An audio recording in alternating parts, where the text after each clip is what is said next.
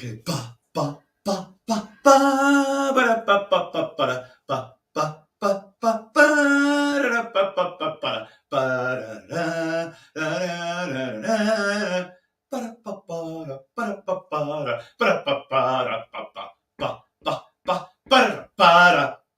Who remembers that? Okay, answers on your chat right now, folks. We'll be coming to that in a little bit. But tonight's show is all about a very majestic aircraft, folks. Not over there, mate. And there it is, Concorde. All of which I think we operated 7 in the end, with British Airways anyway. There is a beautiful aeroplane, some great examples there from our good friends at ARD. But I have to say, this particular one is a fantastic example, which I will now handle. I feel quite.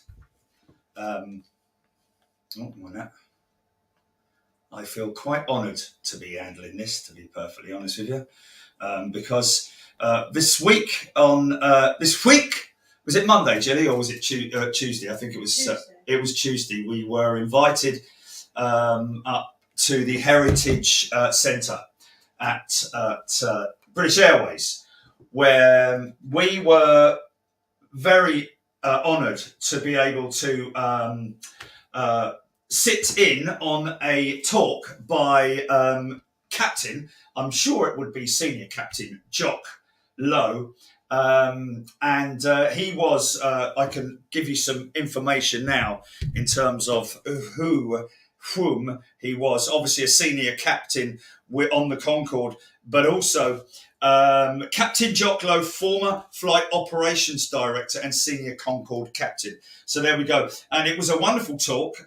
He brought up quite a lot of things that I wasn't aware of. And of course, we'll go through all of that. I'm not kind of trying to repeat what he did. I'm just honoured over the fact that there's so much to Concorde in terms of its history right from the get-go.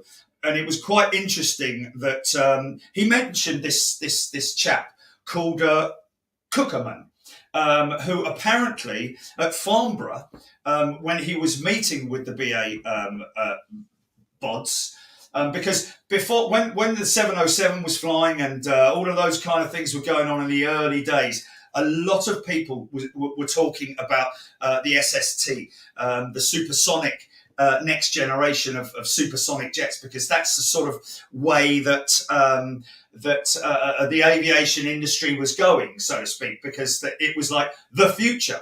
You know, these old airplanes here, they're a thing of the past, and we're going to have supersonic flight in the not so distant future. So that's what all the pilots were talking about, even in the old videos. One of which I saw a fantastic one, I have to say, from a British Airways captain who posted 4 parts of a wonderful video, sort of documenting the flight crews on their early ventures overseas in the 707s and hopping from country to country, basically ending up in Cairo via Frankfurt and all those kind of crazy places. But the Concorde was something that was quite early on. I think originally it was like 1954 that the originally conceived idea behind SST and Concorde came about. But this guy Cookerman down in Farnborough, he basically drew, and this is coming from Jock Lowe, he basically drew that shape, which is the delta wing shape, and that's basically what he drew on the back of a napkin or whatever it might be. But that's the be all and end all that never changed. Really, that shape never really changed. Isn't it absolutely beautiful? Even to this day, when you think of the early ideas around it, it makes total sense. And remembering all these times, folks, of course, the Americans, they tried it, and the Russians tried it. I don't know if the Americans actually got one, even on the sort of like maybe had a demonstrator or something like that. But anyway, one of the big things that was quite clear later on, once the Concorde had been flying. Obviously, I think it was quite some time afterwards, because obviously during the time of development, there were mainly the Russians trying to get our folks that, well, going in there and stealing documents of how things work and all that kind of stuff. There is rumour that apparently they were fed with a bit of misinformation, which sort of like steered them off on the wrong track. But the main feature of Concorde's success, because what you need to do is, in order to get there that speed, you can't just take off and then come off full power. You have to fly full power all the way to the destination. And the thing was that in terms of slowing the air down into the engines was the biggest challenge for any aircraft designer. And it was very, very clever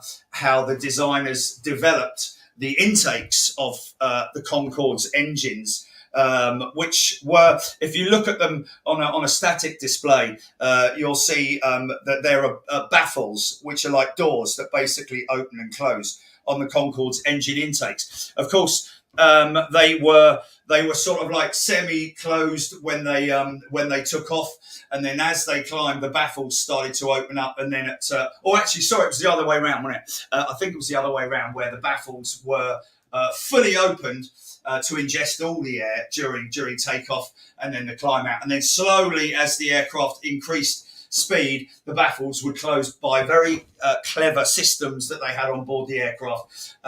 Very, very early systems. This is all still analog, folks, remember.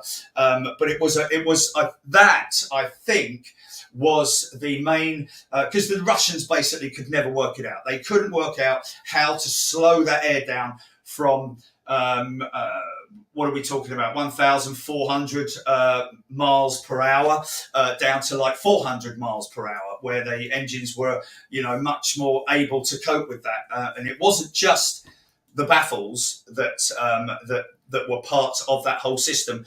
Inside the engine intakes here, inside the nacelles, there was some very clever technology in there, and around about 56 different systems that operated to control that airflow into the engine. So very, very clever, and by our wonderful technicians here at Farnborough. Of course, it was developed at Filton.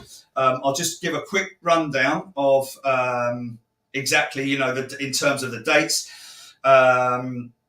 Studies started in 1954, like I said, and France and the United Kingdom signed a treaty establishing development project on the 29th of November 1962. It was, in fact, another factoid from Jock, it was actually a chance meeting between a couple of guys down in Toulouse. Do you fancy doing a bit of SST, mate? Yeah, this sounds wonderful, yes. Do you have the plans? Well, I don't know about that. We'll have to have a little meeting about that. But yeah, do you fancy it? And that's kind of how it all got together. And that's how Aerospatiale, I think it was, or Sud Aviation,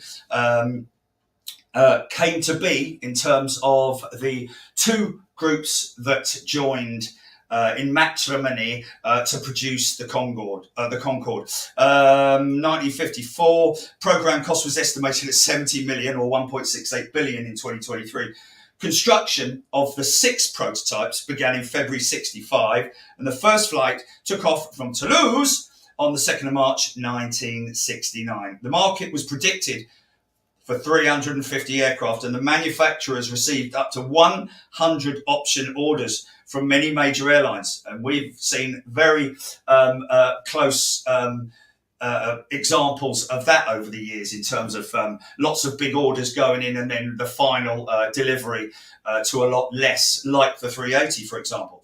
On October the 9th, 1975, it received its French certificate of airworthiness, and from the UK CAA on the 5th of December.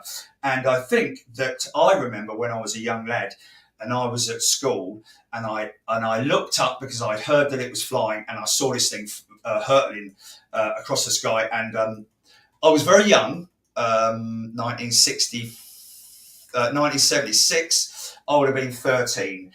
So, it was whether it actually happened, or I read it in I don't know, whatever. But I always remember that day in 1976, or a day in the summer of 76, where it flew over the top of my school. At least that's what I thought, or at least that's what I pretended. But anyway, let's take a look at a few videos. I'm going to play a few videos out tonight, folks. Like, averaging 45 seconds for this one, 9 minutes 45. Concord from the cockpit. We've got videos from all different people. I will shout their names out, and we will put the links up to these channels right afterwards, so as to let you guys go in there and give them some more views, or maybe subscribe to their channels.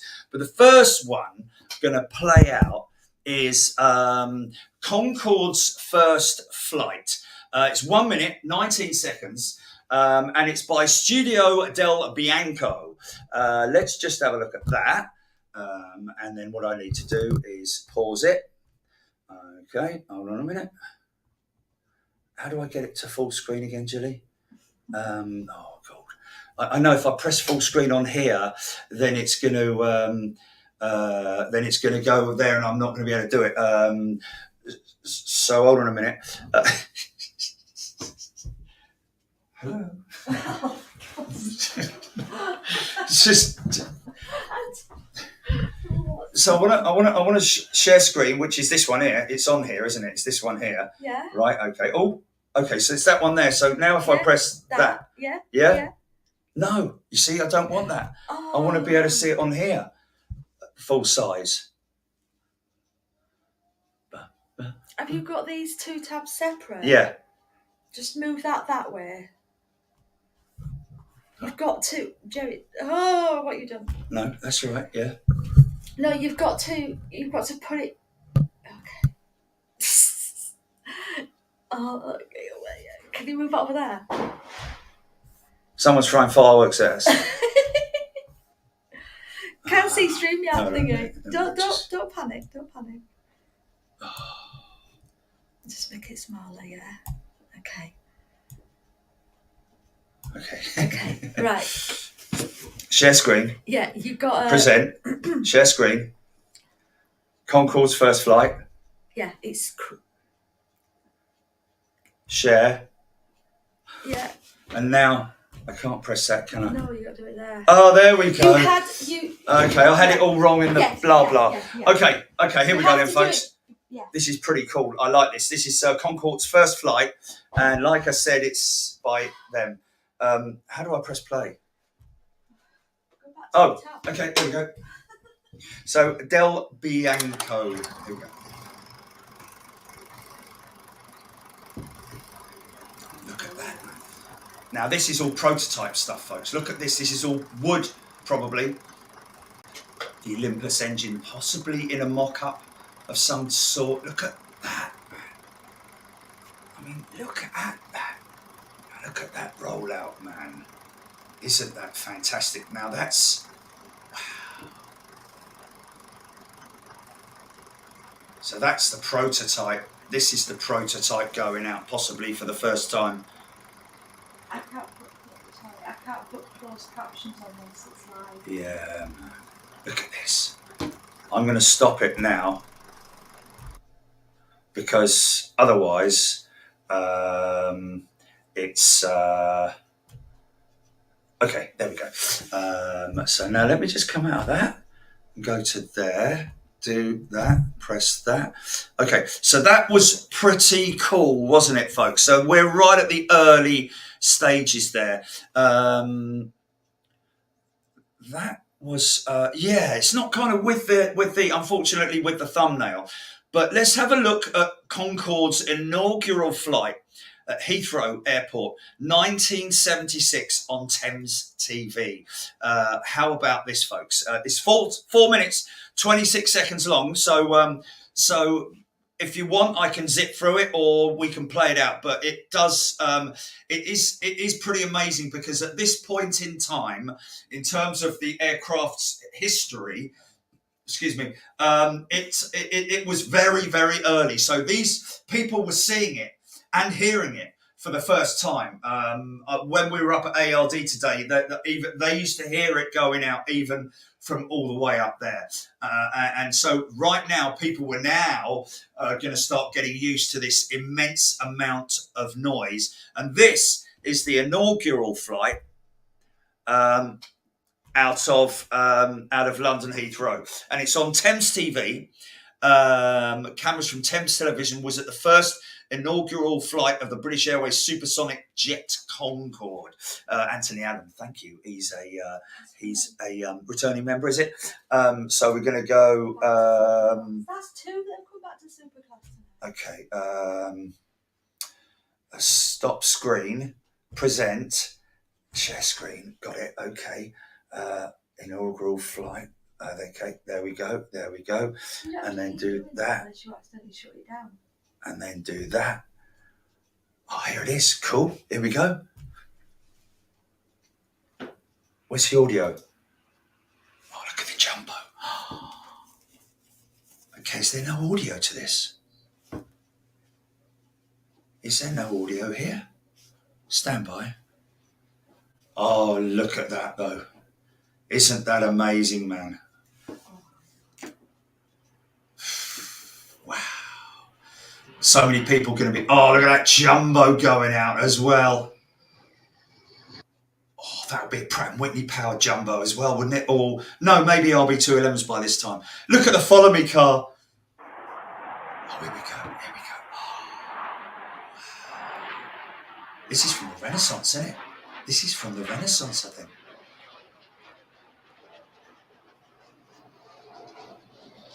Jazzy's favourite memory car alarms going off at London Heathrow. So the nose at this point, folks, is the window is drooped.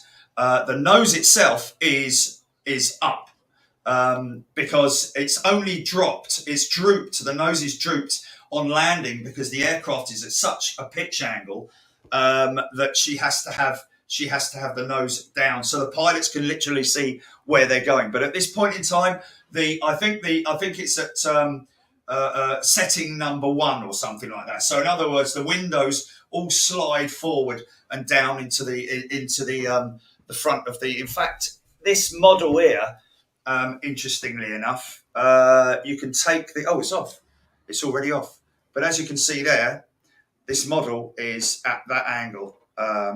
See how the windows are folded down in front of the main windshield so that they can actually see where they're going. But the nose is not drooped. Look at this, ladies and gentlemen. Hopefully it's going to be a little bit of sound, but I mean, I wasn't really around when this was all going. When this was all going on, I was, oh, look at that wing design, man.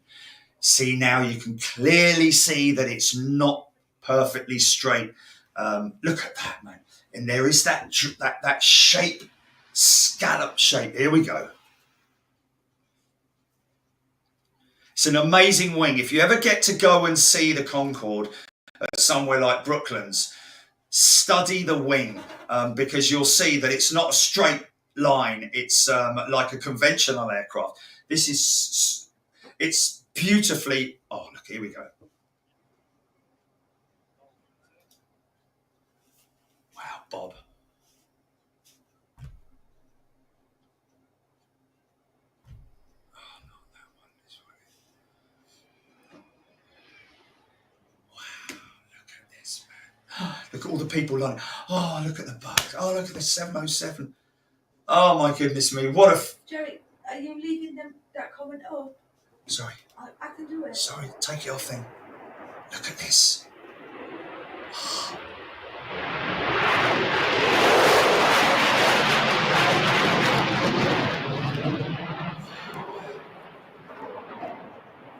Wow.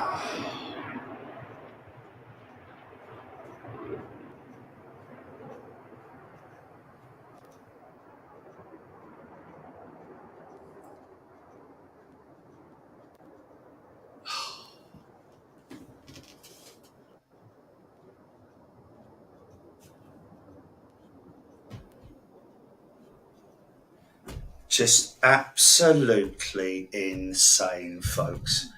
Wasn't that just absolutely beautiful.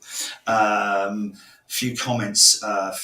There's obviously going to be a lot of people who were lucky enough to have flown on her. The windows inside the Concorde, Maurice Ferguson, were very small. The windows were specially developed to withstand supersonic speeds. Normal size windows would have burst due to the forces of supersonic speeds. Yeah, the friction and the pressure on this fuselage, folks. Lots of people know that the fuselage expanded and contracted, expanded when it was in flight and then contracted, or was it the other way around? Contracted and then on the floor it expanded. No, sorry, it contracted on the floor and then in flight it would expand by about 5 inches, folks. So we're talking about that much. And that caused a hell of a lot of stress and strain on the airframe. And interestingly enough, that was mainly the reason why Concord was taken out of service. Obviously the fuel crisis didn't help at all. When it was nothing to do with the Paris air disaster either, because they were already looking at ways to improve and strengthen the aircraft. The aircraft had already gone through quite a lot of modifications and also fixes because of those expansions and contractions. But 5 inches is a lot to put stresses on a frame. So they reckon that it was probably due for another 6 years of service, and that would have been it, because that's what you need to obviously consider is the expansion and contraction and the amount of friction as well. The heat buildup around the aircraft was insane, and they also had to deal with that heat being ingested into the engines. So there was a lot of very interesting technology, futuristic technology really in those days that dealt with all those issues, especially traveling at 22 miles per minute. 22 miles in 1 minute. Think about anywhere around where you live that's 22 miles away. But how about this? Any golfers out there know how long a 500-yard fairway is? It's a long way down there. Well, imagine adding on another 600 yards, 100 yards, and making it 600 yards. That's 600 yards in 1 second that plane flew at. Heard some great stories about it. One of which that Joclo talked about with the SR-71 Blackbird, which I'll come to in a little bit. But let's watch another one of these amazing videos that I've got lined up for you folks. We've got that last landing on BBC. I'll grab that. Concorde 002 first flight at Filton, 9th of April 1969, 3 minutes and 52. Let's check this one out, because I think you're going to wow, scope of our tests. Wow. I mean, there's going to be quite a few people who just want action. Like, come on, quickly, I want to see planes flying and like noises and loud stuff. But it's good to sort of like look back at the development of the aircraft and all these amazing people who were involved with it. Let me put that on there. Oh, that's pretty good. That worked that time, Jilly. I can play this now. Hold on a minute. It's April the 9th, 1969, and Concorde 002 is ready for her maiden flight from BAC's airfield at Filton. As in Concorde 001, no passenger seats, but 12 tons of flight test equipment. Today, the 6-man crew was led by Brian Trubshaw, Director and General Manager, Flight Operations, BAC Filton, together with his co-pilot, John Cochrane. Of thousands of people concerned with the production of 002, few have awaited this moment Oh, sorry, I'm just trying more to get eagerly rid of than those whose job it is to finally prove the aircraft in the air, the flight test crew. Oh, there we go.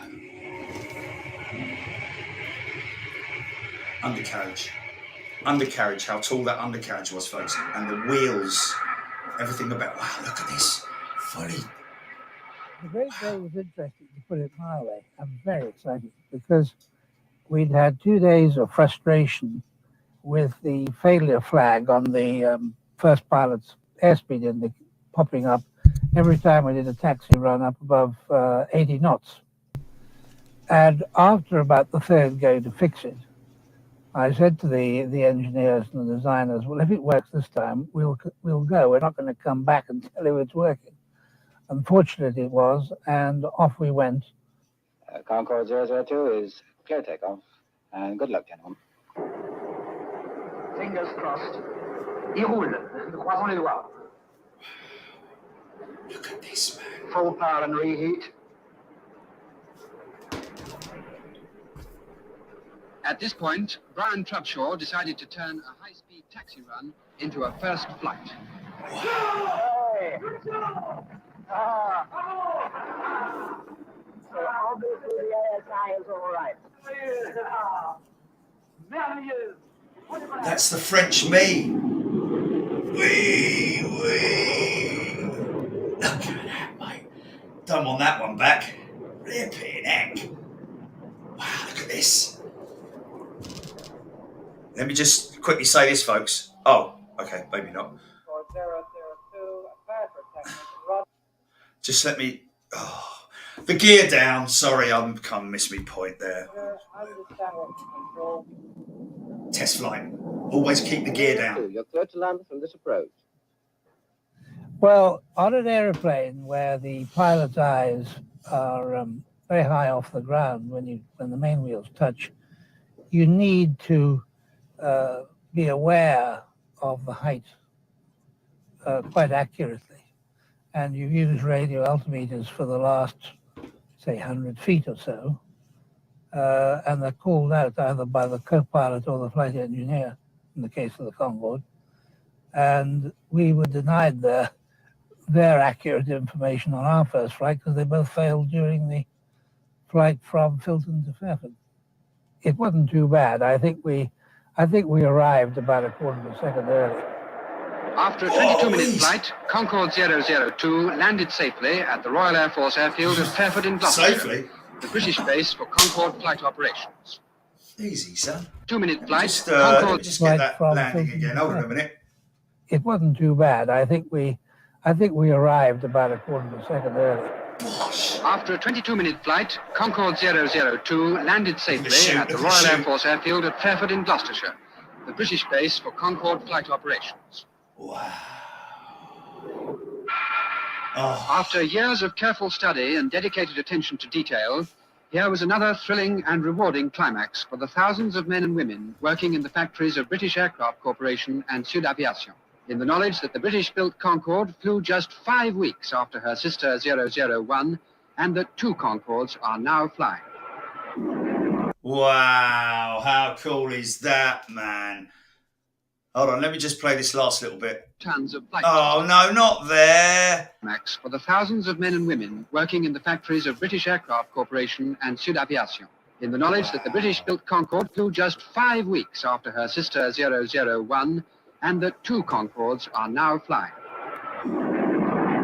Brian Trubshaw said the flight was cool, calm, and collected, and that the crew enjoyed it immensely. Wow, I tell you what.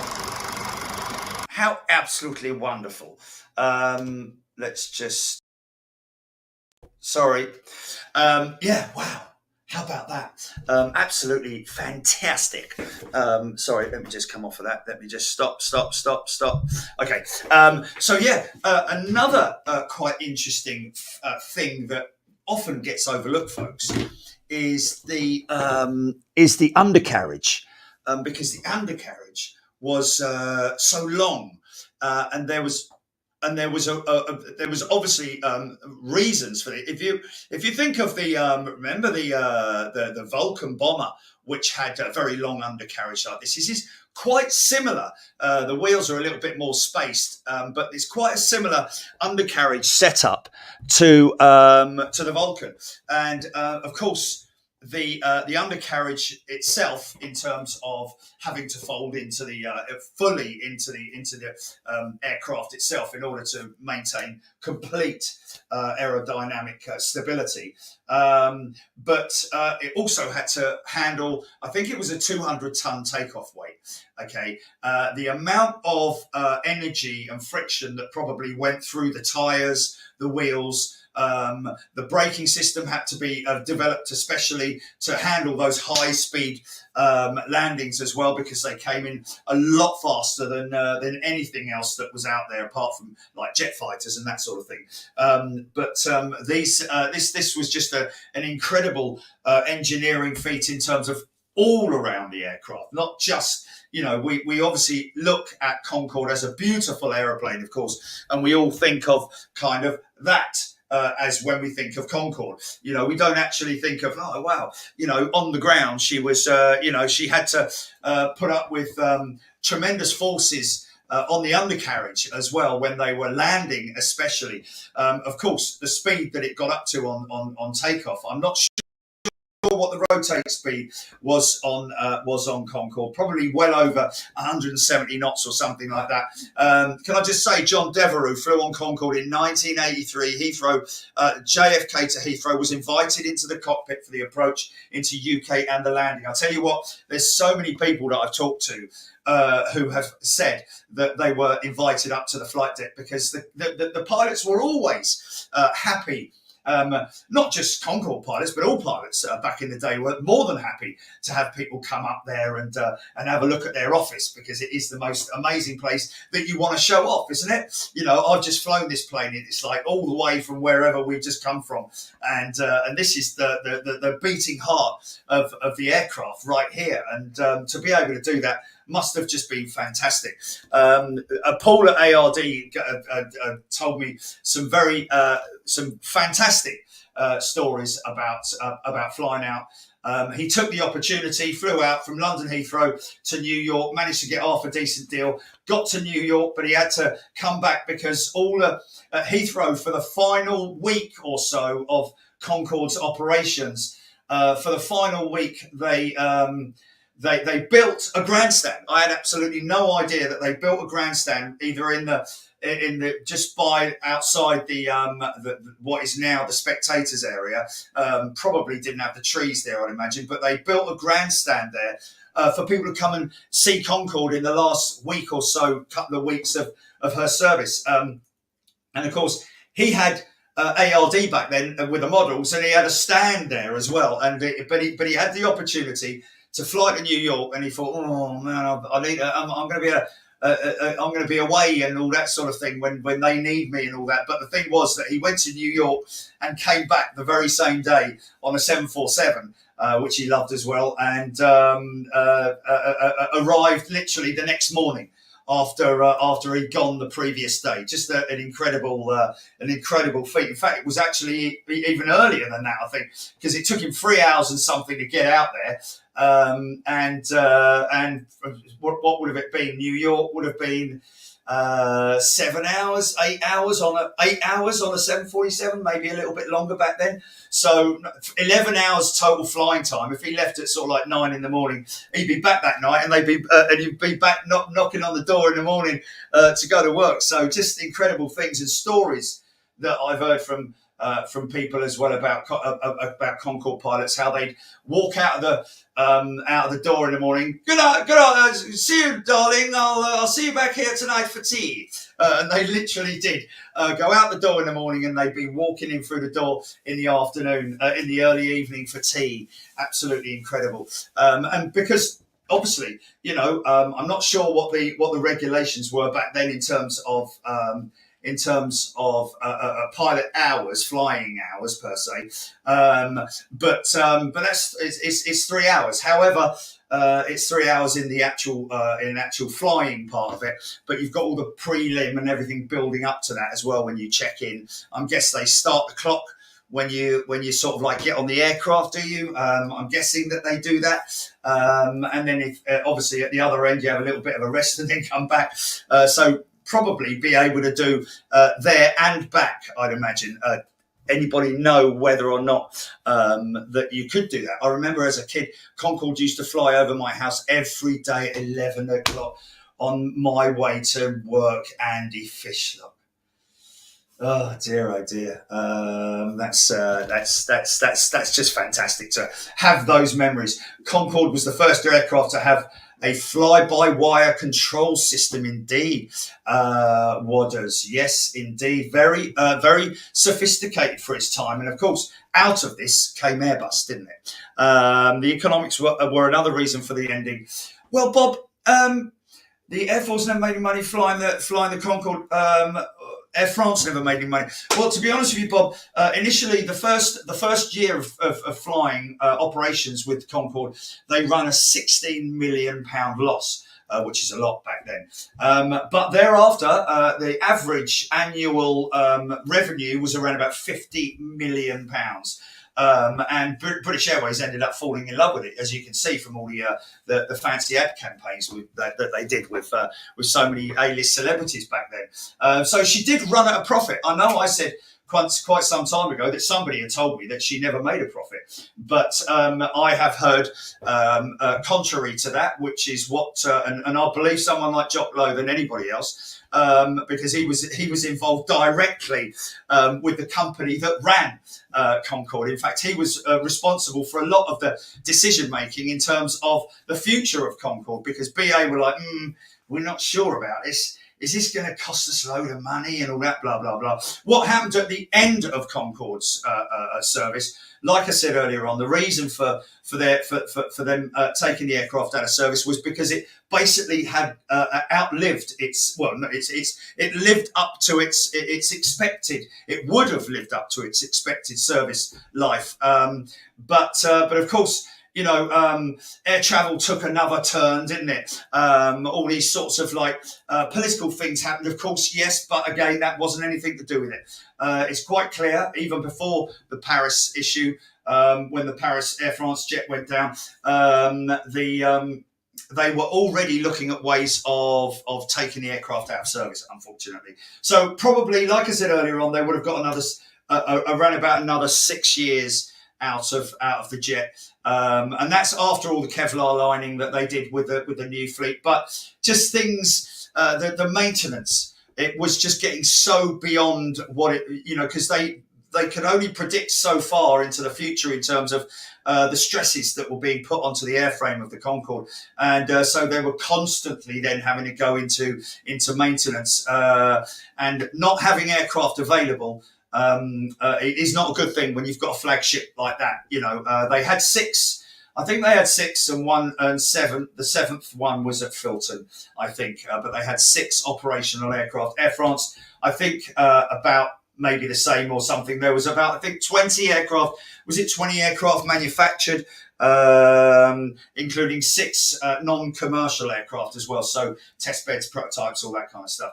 But Air France, that's their story. I'm not sure about whether they had, because I did hear that apparently their maintenance was a little bit, what should we say?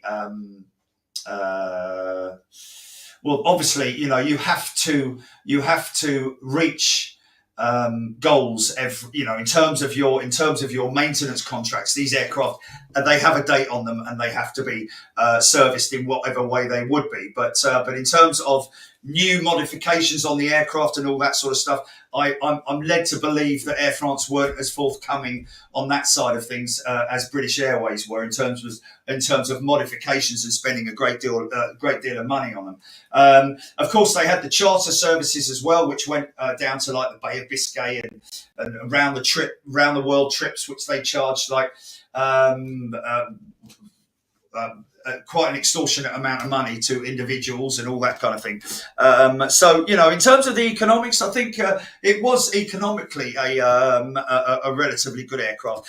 Best memory, Keisa, in the movie being little kid lying on dad's car bonnet at the end of the runway at Heathrow and Concord coming into land, it literally being feet above us. Well, watch this, folks. This will make you laugh. Just watch this. I think you're going to like this. Wait a minute. Let me put that one in there. Wait a minute. Now, hold on a minute. Yeah, you're going to like this. Okay, so a lot of people are going to relate to this. Watch it, Jelly. Just watch it, because you'll like this. This is like, you know, but this is bored kid. This is bored kid and very enthusiastic father. Wait a minute. What are you saying? I've seen this. I know what this Yeah, it's good though. It's good. Yeah. It's getting quite dark. I'm trying to film Concord because it's going to stop flying soon. But I want to go to the park. Aha. Focus. Focus. Aha. Next has it on all settings. He's probably about 48 now. No, it's not that. Oh, I don't know. 2013. this is it. Oh, okay. Excuse me. Here we go. Here we go. Turn it up. Watch this.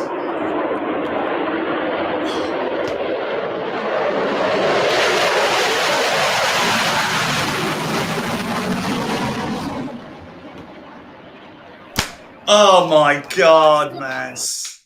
Listen to the, oh, Jerry.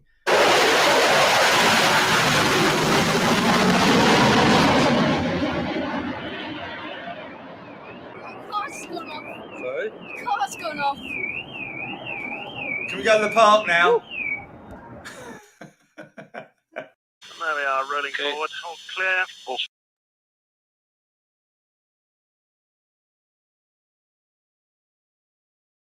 Put that one up there and do that one. Oh, mate, hold on a minute. bringing emergency brakes. There we go. Stand by. I'm just going to turn that off for there just for a minute. I just need to go back to the. Yeah, absolutely amazing. Come on, there we go. Because I'm trying to film Concord. Other ones over the top. Watch this one. You're going to love this one. 2 minutes and 32. Heathrow Air. Oh, by the way, can I just say a big thank you to Maguire Richardson. Is that right, Julie? Maguire E. Richardson for that last one. Concord takeoff over the neighbourhood at Heathrow.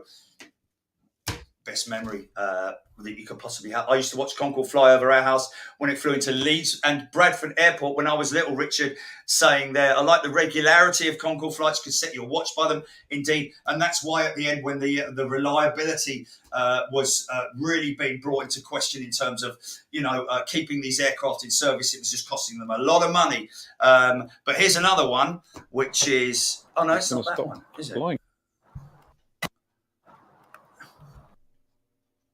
Oh my God. What's wrong? Where's my wait a minute. Where's me downloads, man? What happened there? Don't. Oh, mate, hold on a minute, Chilly. What's going on here, mate? Just Menu on the left. I know the menu on the left, but it just completely went out of YouTube altogether. Okay, stand by. Stop sharing. Right, okay. Now look here. Downloads. There. Right. Now stop that. Okay. Gordon Freeman's comment.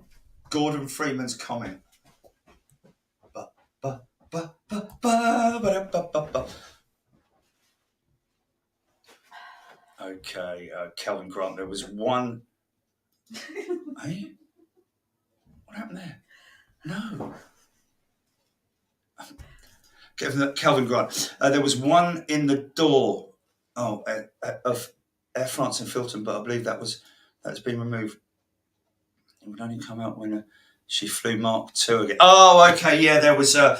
I don't think this is a rumor. I think it was true, but basically when the aircraft expanded, when it was in expansion, one of the flight crew put his cap in there, and as the aircraft touched down and it contracted, it held the pilot's cap in there, and I don't know whether they left it in there or something. Let me just have a look here. I'm trying to get down to the bottom of the comments, Julie. Scropey, we were allowed out of class to stand on the lawn and watch it. Oh, okay, we were allowed out of class to stand on the lawn and watch it leave when it's on its inaugural flight. Wow. School was directly under the flight path. It shook the windows, Scropey, saying, wow, that's fantastic. Brilliant. Of course, there are a number of aircraft on static display all over the world, really. I was in West Wickham at my cousin's when Concord flew over, heading into Heathrow. What a beautiful sight. Yeah, fantastic, man. So many people's fond memories. Did you say one of them? Photo of Three Concorde at Gates, Glasgow Airport. Special promotion for London shuttle flights. Yes, yes. I seem to remember something like that. And the other one where they were all parked nose to nose all the way around at Heathrow. There was, let's just have a look here. Dave Med went on Concord tour at Manchester earlier this summer. It is a great tour. In fact, that's the one where the Queen, when you walk through into the cabin on the right-hand side, the first seat that you see is where Her Majesty the Queen sat. Was the parachute just for during testing? Did it always land with it? No. Molly, great question. No, it was just on the prototype aircraft. Also, a few people don't realise that the aircraft actually had 4 undercarriage. 4, I hear you say. Jerry, do you know where your camera is that you're looking at? Because you're looking at somewhere else when you're talking, and it's weird. Okay, so There you go. but it's very difficult for me to sort of like look at the camera when I'm Well, a just few looking at people before asked round who's he things. talking to when he's talking, because he's looking over there. And I'm Okay, yes. trying to Because I do tend to like wander off into like thinking like that. Yes, but the Concorde actually had 4 undercarriage, ladies and gentlemen. 2 main, obviously the front undercarriage, but also this little fella here, which was the drag wheel, which I think was possibly taken off. It was either, I think it might have been put on to the later models. I think it might have been actually an addition to it. But I'm going to make a very big effort to look at the camera all the time now. So can I look down at the screen? Is that all right? So we played those 2. Stunning British Airways takeoff, Concord landing at New York, I think this is, and it's 1 minute 30. This guy, Devin67, pretty cool. He put on there that he was so lucky to be where he was when this happened. He had a pickup truck. He had the sticks, and of course, New York is one of those ones where I don't know if Concord always landed on the same runway. Anybody from that part of the woods that can tell us whether or who's knowledgeable about it, whether they always used the same runway for Concord, because if they did, obviously this guy knew where to go. But this one particular time, this guy Devon had been had always been in the terminal when he'd seen Concord, but he went down. He's a plane spotter. Went down to this one particular spot in the back of his truck. He says that he doesn't know how he managed to hold the camera still for so long, because obviously he wasn't doing it with a set of sticks. He was just resting his arms and using a camera. I'd imagine that this is a pretty decent camera at this time, but probably quite a big one. But let's play this one. Present, share screen, blah, blah, blah. Stunning British Airways Concord, la-di-da-di-da. Okay, there we go. Share and play now. This is good. Look at this. That's good stuff. That is good stuff. Why is it sometimes the screen... why is it sometimes that the screen, all that stuff goes off, Jilly, and sometimes it doesn't? That is good stuff.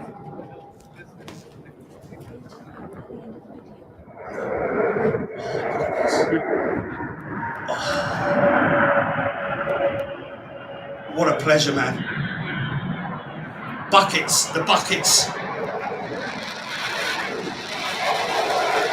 Stage 2 deflectors here. Look, see the buckets closed on the engines.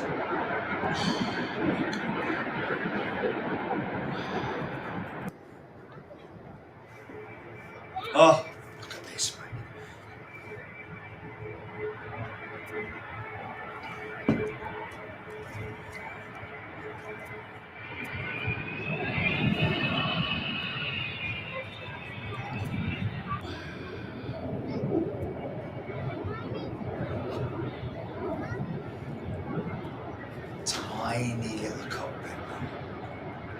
So there's the fourth gear at the back there, the drag gear or tail gear.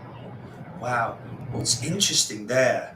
Can I just sorry? Can I just pop that back a little bit? Look, see there? That's interesting.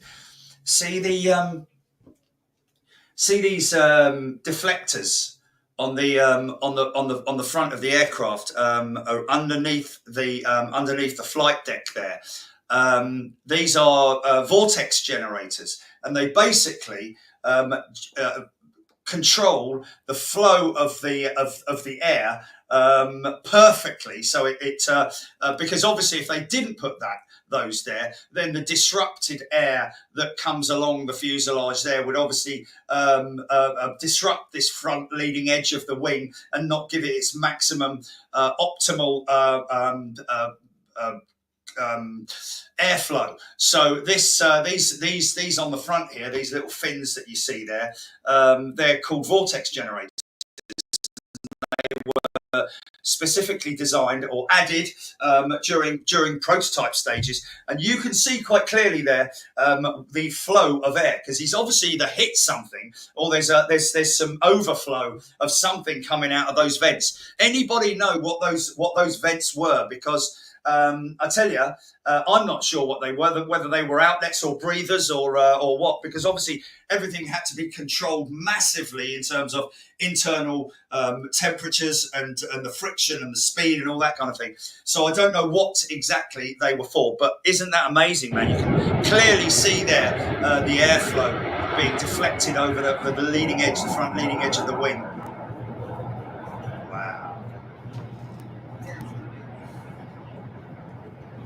Now you can see the wing as well, man. Again, it's, I don't know if it's not really,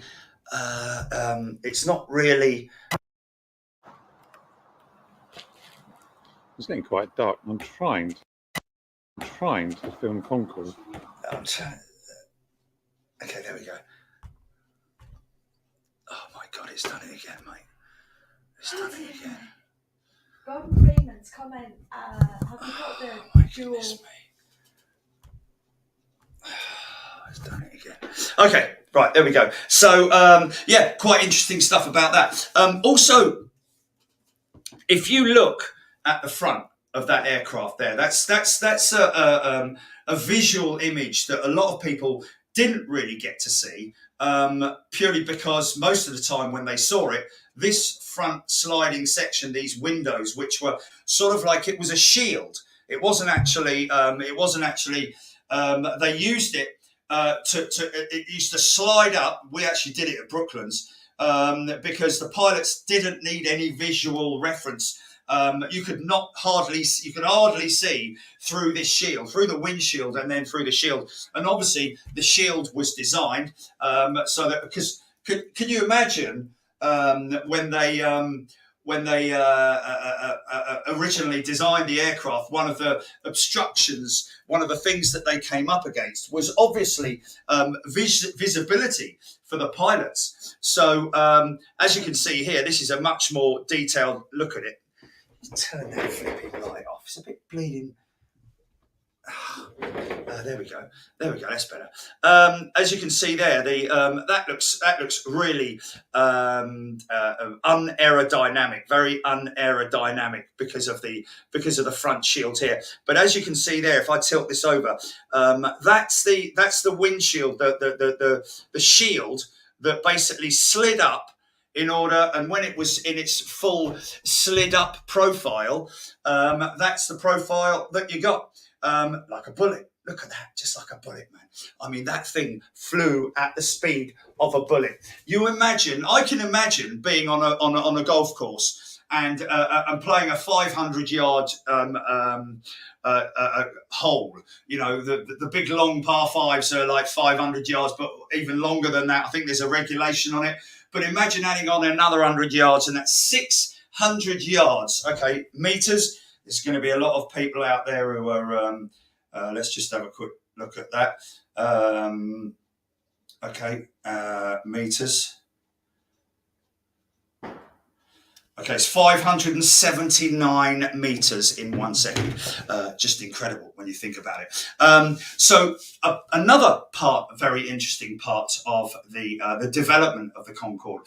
And if you look at one of our videos where we were on the flight deck of the simulator of the Concorde at Brooklands that they actually used, believe it or not. It's a brilliant one to look at. But the flight engineer, who's the guy, there was the co-pilot, they called him the co-pilots back then, co-pilot in the right seat, captain in the left seat, and then behind the co-pilot was what was known as the flight engineer. And he would sit at a panel which was just full of analog instruments, dials, literally dials. And most of those dials were to do with things like engineering, which was manifold temperatures, inlet, this, that, and the other, airspeed, this, that, and the other, all those kind of parameters, pressures and hydraulic systems and all that kind of thing. But one of the most important things that was involved with flying the Concorde was weight distribution on the fuel.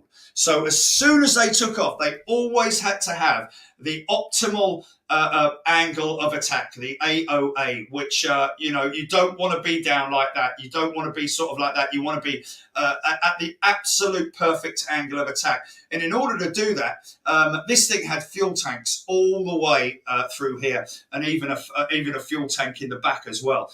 So the flight engineer, as soon as they took off, they had to control the pitch of the aircraft. So he would have to manually oversee the distribution of the fuel, so that it would keep it at that angle of attack, and then of course reduce it ever so slightly. Do it the other way round in order to bring the back end up during the approach. So all of those things. The flight engineer was somebody who was really on it throughout the flight. Obviously, the pilots would sit there and have their lovely bone china cup of tea, talk about the Titans and all that sort of thing. Whereas the flight engineer is like, yeah, interesting. Yeah, see the manifold pressures are all good and all that sort of thing. He'd basically be sitting, I mean, if he ever took his eyes off of the panel, it would just be to say, yeah, that's good, that. And then just straight back on the panel, because it was so important that the distribution of the fuel was, and they had to control the temperature of the fuel as well. But interestingly enough, you can learn all about that in this piece from Tomorrow's World, folks. You are going to love this. For anybody who doesn't know about Tomorrow's World, it was a great series on the BBC, I think it was. Was it BBC, Tomorrow's World? Something like that. Or ITV, maybe it was on Thames, I don't know. But it was a great series for all engineering people. And I'm guessing that a lot of youngsters back then probably learned a lot from Tomorrow's World and went on to study and became engineers. But this is one you're going to really love. Let's just put that one up on there. Press play and then add to stage.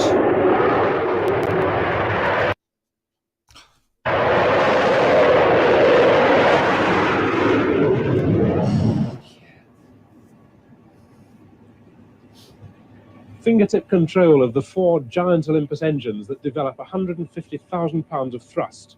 That's twice the power of the new Cunard liner, the Queen Elizabeth II. But in this aircraft, the fuel isn't simply used to feed the engines. It really has to pay its way. It helps to cool some of the aircraft systems during supersonic flight, just like the water in a car radiator helps keep the engine cool. And it's also used in a delicate system of balancing that I'll tell you about in a moment. This is a mock-up of the Concorde cabin. The aircraft is designed to be flown by 2 pilots and a flight engineer. The engineer sits over here, and in front of him is this apparently bewildering display of instruments which tell him at any given moment exactly what's happening to all the fuel in the aircraft in its 17 different tanks. And in this aircraft, that information is infinitely more important than it's ever been before.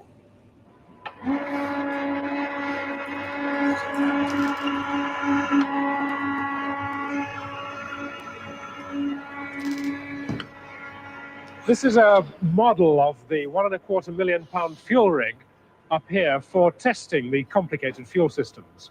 What happens with Concorde when it accelerates from subsonic speeds to Mach 2, 1400 miles an hour, is that the aerodynamic center of lift is moved backwards 5 feet. And this has the effect of making the nose of the aircraft drop down like this. It literally becomes nose heavy. So what they have to do is find some way of re-establishing the balance, so to speak, of moving the center of gravity backwards. So what they've done is to work out a system of pumping fuel from tanks at the front right through to tanks at the back and readjusting the center of gravity so that the aircraft is in its right position again. When it's decelerating, the same system operates, but in reverse. Fuel is pumped from the back to the tanks at the front, and once more the aircraft is in its right position. Look at this. This rig with all its interconnected fuel tanks is an exact replica of the modified system that will go into the first Concorde to actually carry fare-paying passengers in about 3 years' time. The tank down here holds 1,000 gallons, and it's a direct feed to one of the engines, and in turn it's kept topped up by the tanks around it. At full power for takeoff, this tank could be emptied in 6 minutes. The pumps that feed the engine are tucked away underneath here, and there are 35 of them in the aircraft, either feeding direct to the engines or moving the fuel around from tank to tank. Inside this box down here, there's a simple ball cock valve, and it's just like the one in a domestic water system. It's there to make sure that at all times this tank is kept up to the right level with fuel. Incidentally, because Concorde's cruising height is 55,000 feet, the tanks all have to be pressurized to make sure that the fuel doesn't evaporate. And another problem, because Concorde consumes fuel at such a tremendous rate, this gadget down here has had to be fitted as well. It's an emergency fuel reservoir. It will keep the engines running for up to 10 seconds in case the aircraft hits an air pocket, drops suddenly when the fuel would tend to rise to the top of the tank away from the pumps. It's just as though you were suddenly dropping in a very fast lift and your stomach hits the roof of your mouth. Before the fuel gets to the engines to be burnt, it has to do its job of cooling some of the aircraft's other systems. So over the engines, they've built a series of heat exchangers. There's enough heat extracted by the exchangers in cooling the cabin air and all the hydraulic mechanisms to centrally heat a street of average-sized family houses.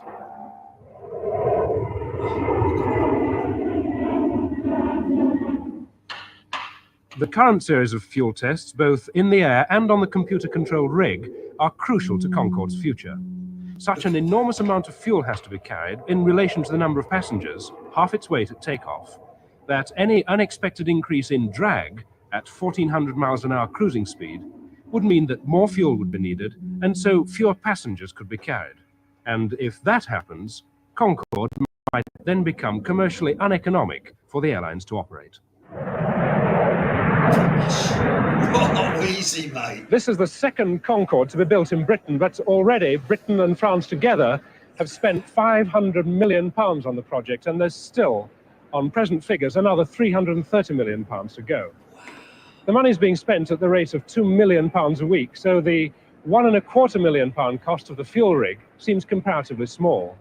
But it's very easy to be dazzled by these astronomical figures. Tremendous rates. This gadget down here has had to be fitted as well. Oh, it's flipping an emergency Jerry, fuel man. reservoir. It will keep the Sorry, I just wanted to see how much the number longer of we have passengers, half its weight at takeoff. Flipping That heck. any unexpected increase So in bloody drag.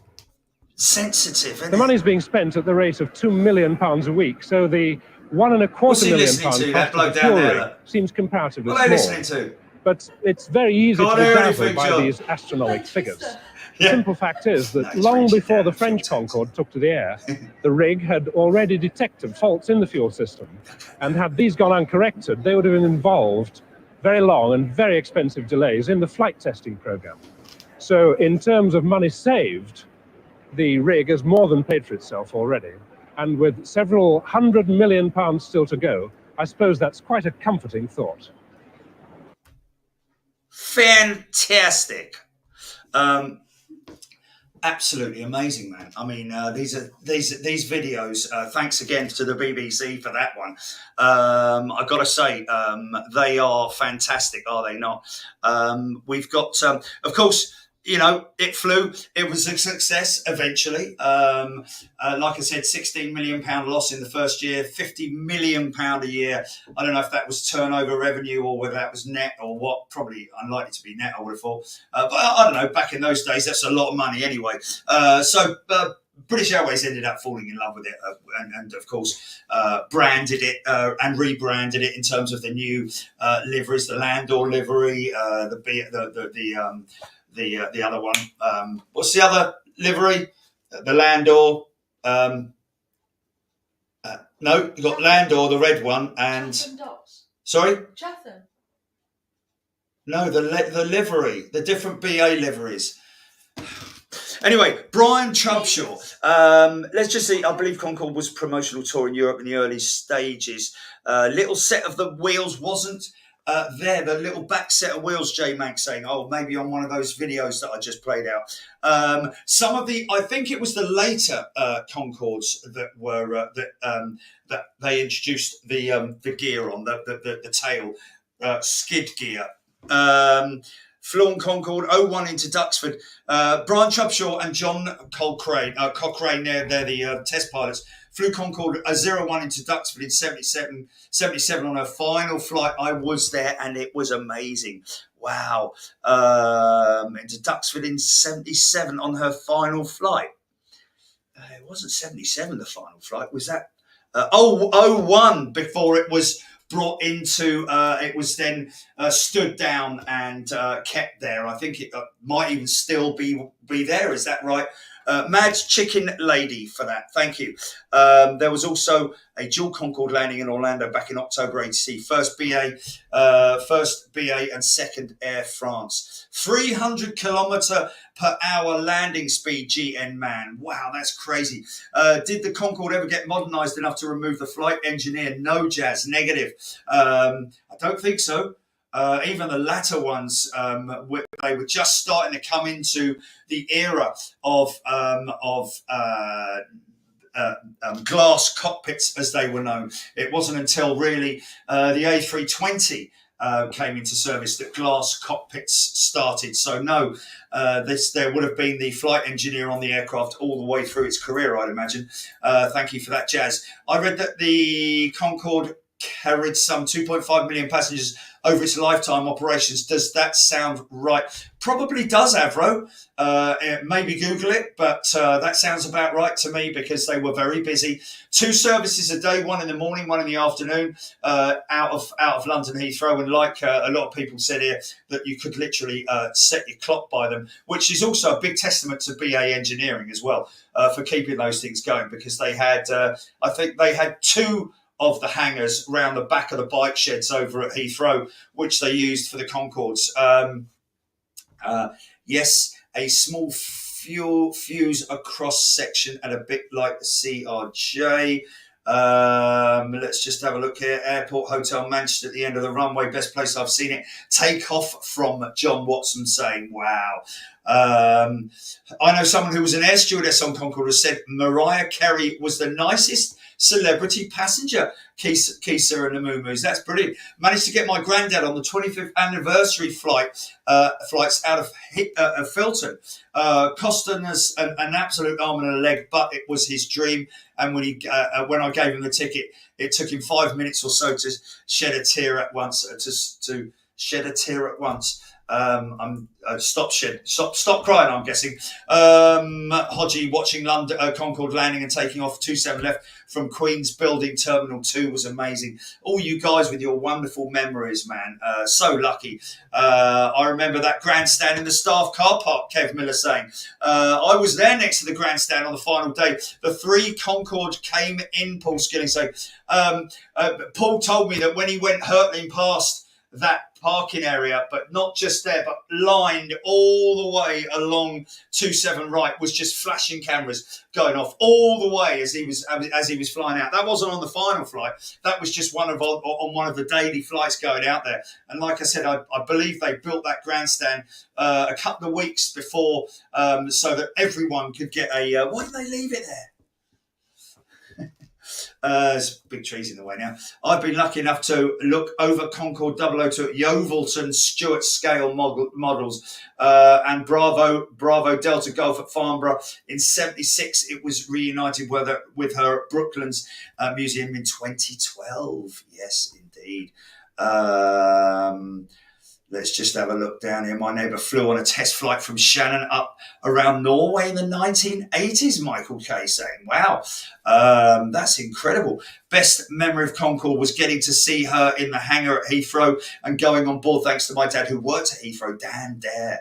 That's fantastic. Watched one of the final Concorde flights into Heathrow. Kathy Williams out of the office window at Kennington. We're going to show that in a second, folks. In southeast London, along with a fair few colleagues, saw a bit of finality.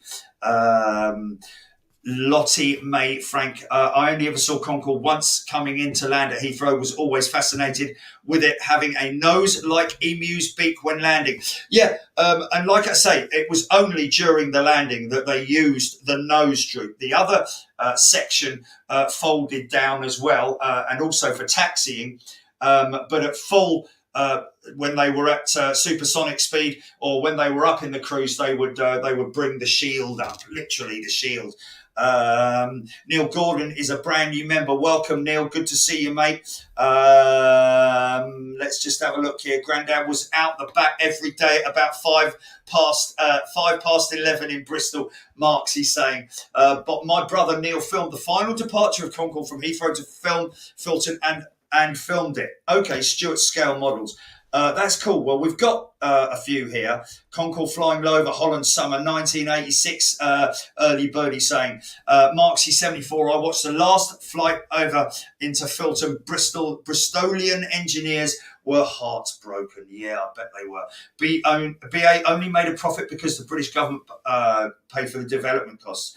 Yeah, there was a little bit of a controversial thing with that, which I won't go into, but at least our host the other day did make a funny point about it. Neil Gordon gifted a channel membership. Thank you, mate. Really appreciate it. She made a profit in Britain, but not in France, according to documentary Jill Perry saw.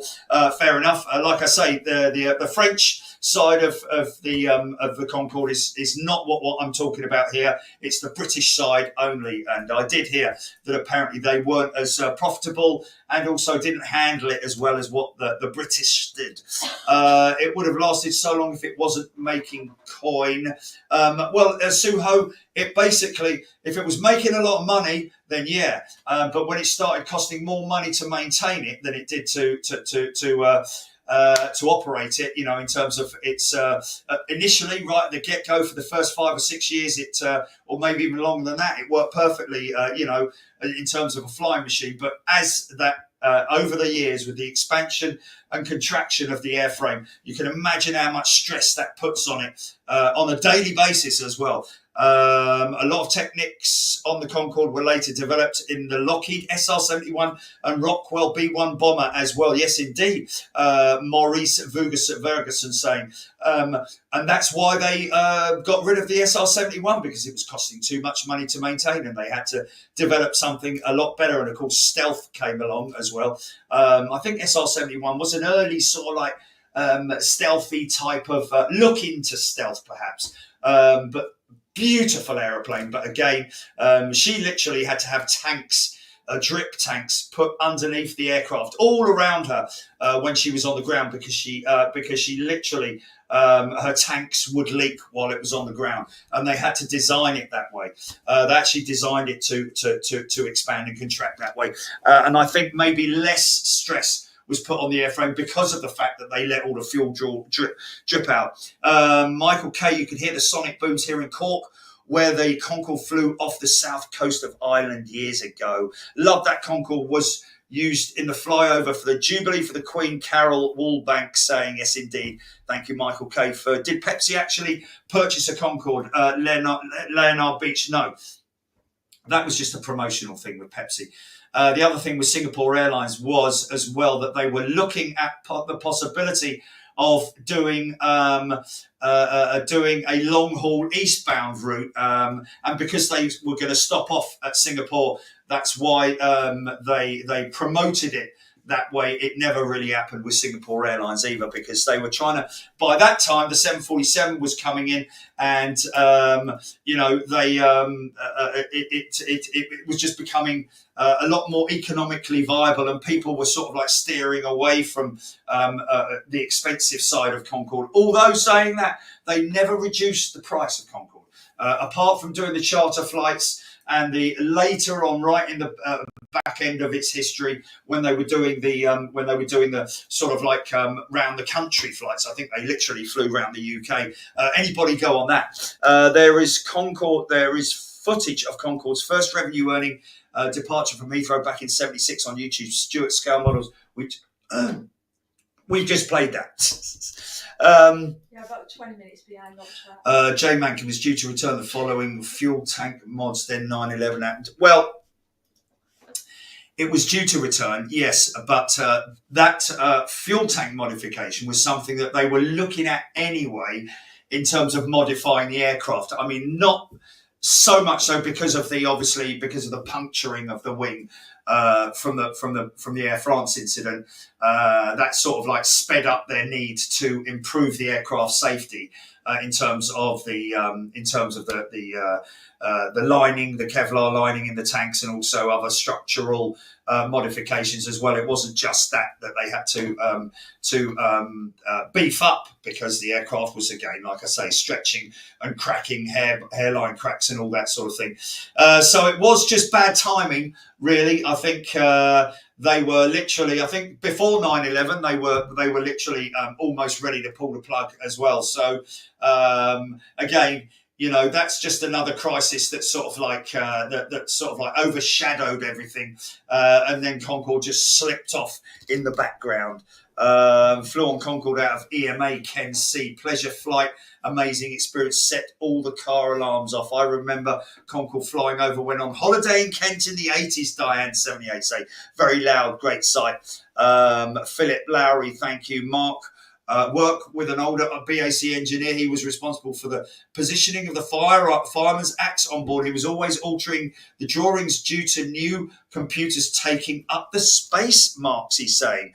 Wow, that's interesting. Very interesting. Yes, indeed, they used to do special excursions in the 80s. Wow, so many comments, guys. So many people getting involved as well. I like that. Thanks for all your information as well, folks. But yeah, she was an absolutely beautiful aircraft. Very, very compact inside in terms of the cabin space, because it needed to be. At the museum at Heathrow, they've got one section of the window as well, which you can see is quite big on the inside, but it goes down to a window literally about that size, and obviously that was the maximum that they could take it to in terms of its capability, because of the friction and the pressures being forced on the airframe as well. So if I was to have ever flown on this jet, I probably difficult one, really, isn't it? Because in order to see out the window like you do on a conventional aircraft, where you can look down the wing, I would probably want to have. Well, I don't think that anywhere along here you would have really got a good perspective of how the wing moves or anything like that. I'm not sure, because remember that these she doesn't have a tail on her, folks. She doesn't have horizontal stabilizers or elevators. These are elevons that they used here. The flaps were elevons, so that's again. It's almost out of shot. You can hardly see. That's almost very clever in terms of the design of the aircraft. These are what we would normally see as being flaps, They controlled the movement of the aircraft, of course, which was another amazing design feature. Rachel Dickinson's dad used to take her to Heathrow to watch Concord come in at tea time. He's recently passed, but I'm thankful to him for getting me into aviation. There we go, Rachel. Isn't that fantastic? And fond memories of that, I would imagine. Vince saying he remembers when Concord visited Malta. I can imagine the enormous complaints out of the Amsterdam regiment due to the noise. Amsterdam regiment, Maurice saying, due to the Shadow Gallery. This isn't a plug, just an informed, but a local commercial pilot in Scottsdale, Arizona that I follow on YouTube. Major Tom has a few Microsoft Flight Simulator 2020 videos with the Concorde. Oh, that sounds fantastic. Yeah, lots of my apologies going on here, Jilly, so I can see I'm miles behind. I do apologise, folks. Jeff Rogers used to live close to Filton, so saw Concorde quite a few times. Father-in-law actually worked on Concorde at BAC, later moved to Woodley, so eagerly awaited 2 daily departures from Heathrow. Wow, you guys, you were so lucky, man. You were so lucky. Let me just have a look at these Concorde test flight. That's a 5-minute 42 one. Let me just have a look at these. I'm going to play this one. This is from.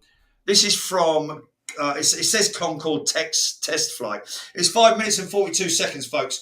I'm going to wet me whistle, as you can appreciate, if that's all right. Gordon Ruxburgh has posted this one.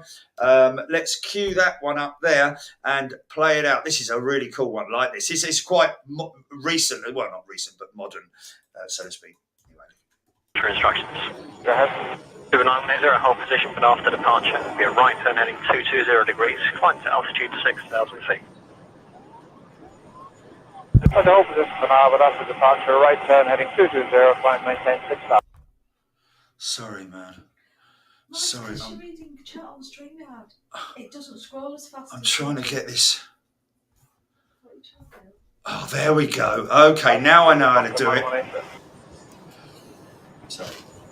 Here we go. Checker, thank you. Rex, Uber 9180, you clear takeoff 9 right, What's the surface reading? wind 11014 knots. Clear takeoff 9 right, speed for Concord 9180.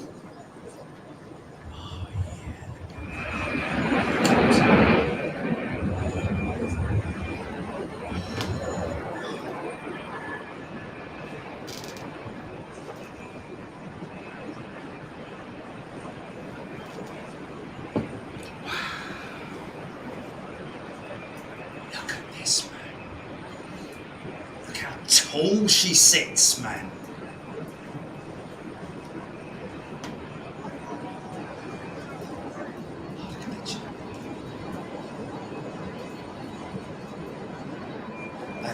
That's 09 right, isn't it?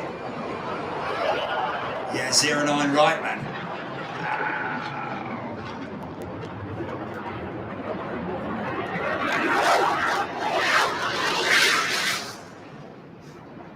Two 9180, contact Heathrow radar 1349 your day. 12497, good day, sir. Radar speed for Concord 9180, Compton 5 Juliet, passing 3,000 feet. Uber 9180, good afternoon and welcome back. Running altitude 6,000, there's no ATC speed restrictions, full guidance. Thank you, climbing 6,000, no speed, and ident coming down. No speed restrictions, meaning that you can go full chat. Nice bit of, look at this crosswind landing, man. Wow, she's in a crosswind element here. Look at that. Ooh. Wow, look at that, man.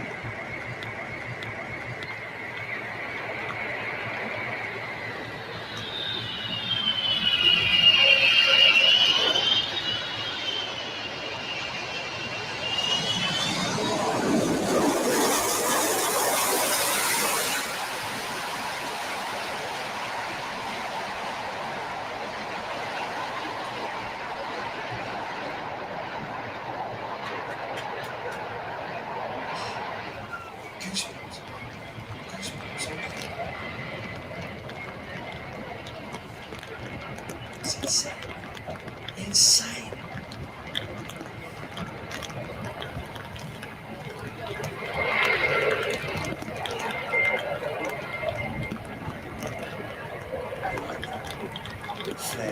airspeed and bleeds off energy. Listen. It's a long, big flare for the Concorde, isn't it, man?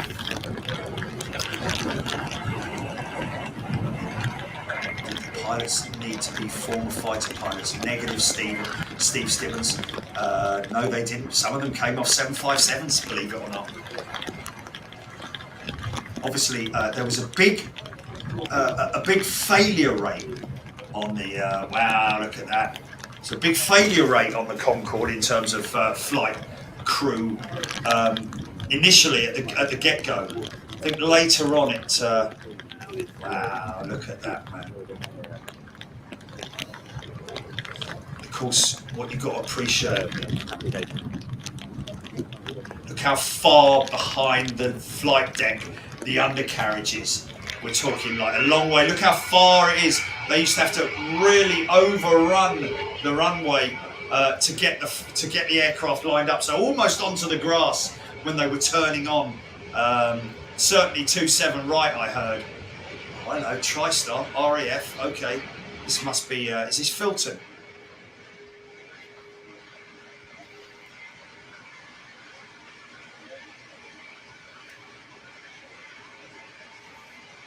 Is this maybe the last flight into Filton? Look at that wing. Oh, she looks sad. You can really see the nose there, man. Look at that. She looks a bit sad there, doesn't she?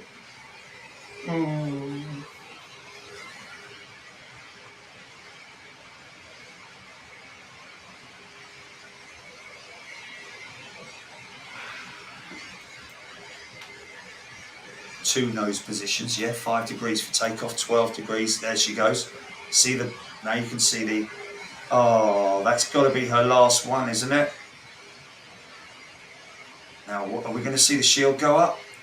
I think the shield might go up. Here it comes. Look at that, folks. Look at that. Engine shut down.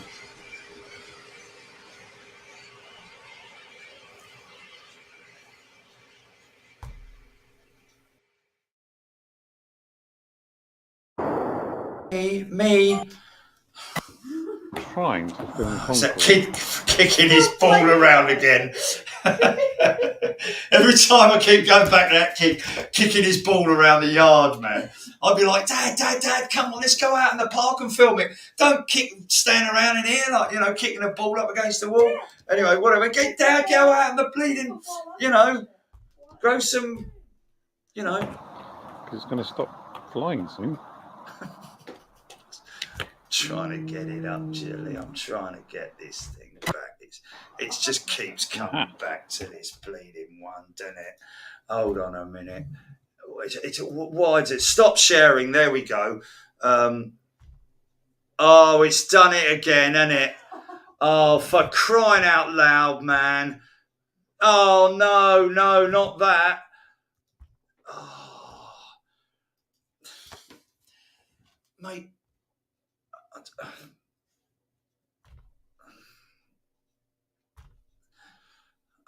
Okay, here we go.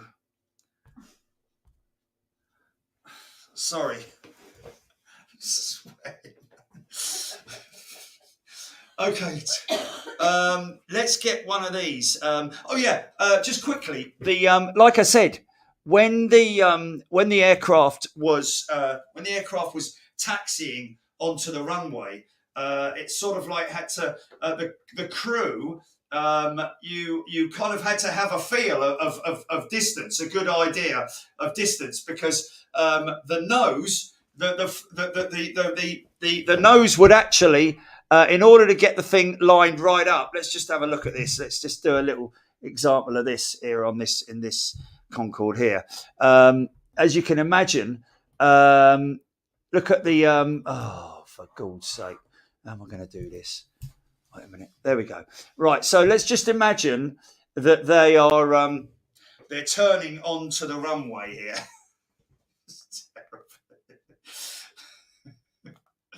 Okay. Here we go. Stand just like randomly over there, isn't it?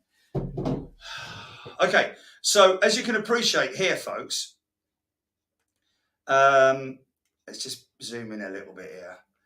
When she was taxiing out, and I remember I've had Concorde pilots tell me about this, but basically, if you can imagine that this is the centre line here, they had to literally almost go right the way over the grass, or almost, so the nose itself was over the grass, but they had to know the distance between the front gear so that they could line up straight on the middle of the runway.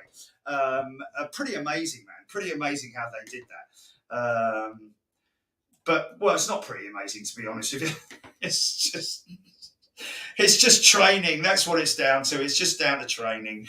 But another factoid that you might tell someone. Oh, did you know that that they had to overshoot the edge of the runway in order to get themselves lined up? Blah blah blah. Okay, so we've done that. Concorde final takeoff.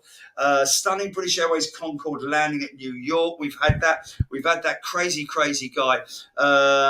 Have we played this 45-second one of the Air France Concorde, folks? Let me show you this one, because this is pretty spectacular. Another one in the wet, I've got to say. Another one in the wet. Present, share screen. Fantastic, la-di-da, yeah. Okay, la-di-dum, share. Okay, put that on there, and here we go. Press play, bang. No.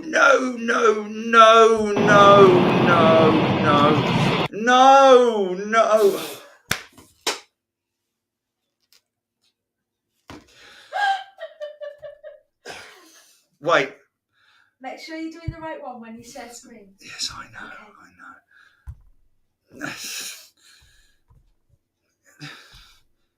Okay. Don't get flustered. Add to stage. You got it. Press play. Press play. Go. There we go. I was just trying to get rid of that stupid line thing, man. That's because you've got your mouse hovering over it. I haven't. Now you have it. This is good, man. This is good.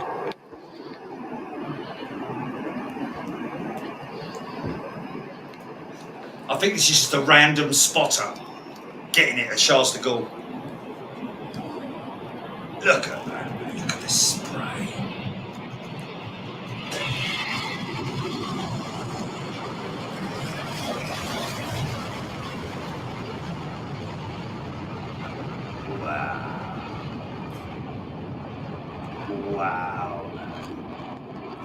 Wow. No, get off. Then an absolutely lovely lunch for everybody to enjoy. How wonderful. I bet you any money you like. If I press the back arrow now, I know exactly what's going to happen there. Oh, blimey. What a surprise. It worked. Concorde test flight, we've done that. But you know what? I say Concorde test flight. I don't know if this... actually, that might be the one I've just played.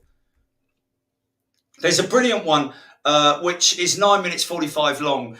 Concorde from the cockpit, takeoff and landing. And that's Mike Bannister. Let's just have a look at this. Onboard Concorde Supersonic first flight. And this is ITN's archives.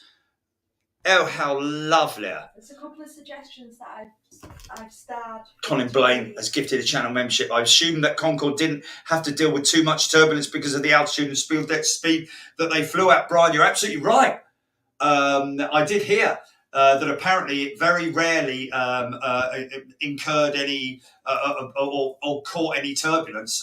Clear air turbulence would have been more than anything else. Can I just say one story that I did hear from Jock, which is quite funny. In fact, I had heard it before, and there's going to be a few people on here who would have heard it before.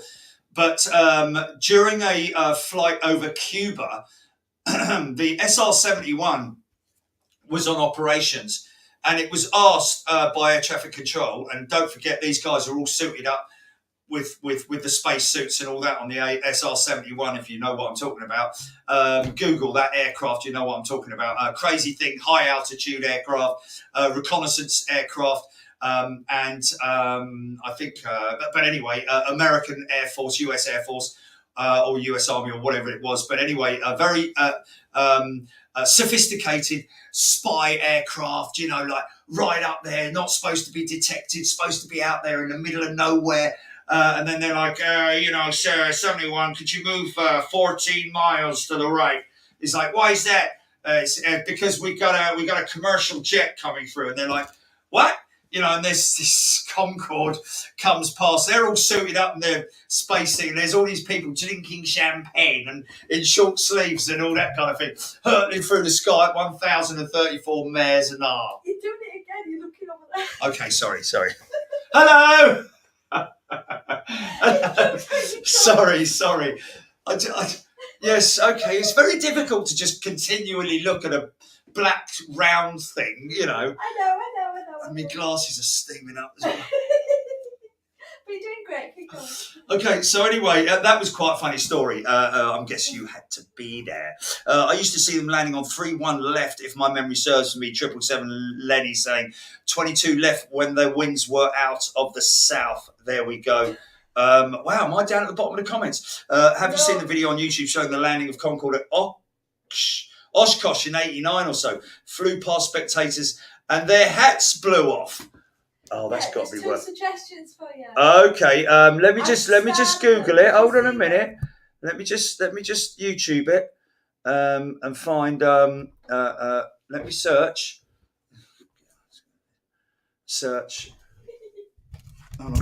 Concorde at Osh.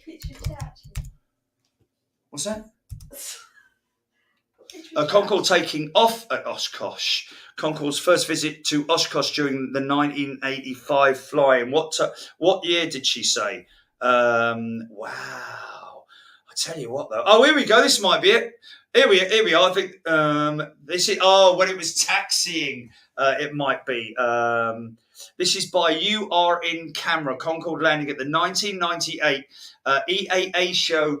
Close-up video of the plane. Check out the current website, 5 minutes and 1.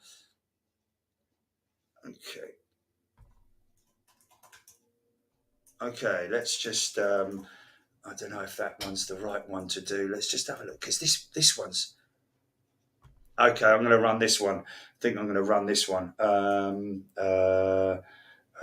Stop screen, and then I'm going to go present. I'm going to go share screen, and then I'm going to go that one there.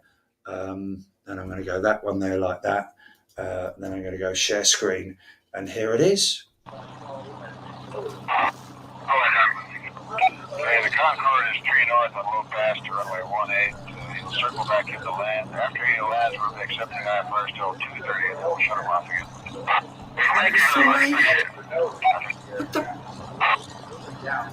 What is it? That's as good as you're going to get. Oh, get on with it. Wow. So this is a slow fly past, perhaps, or is it landing? She looks like she's powering up there, man. Oh, it's a fly past. Oh, man.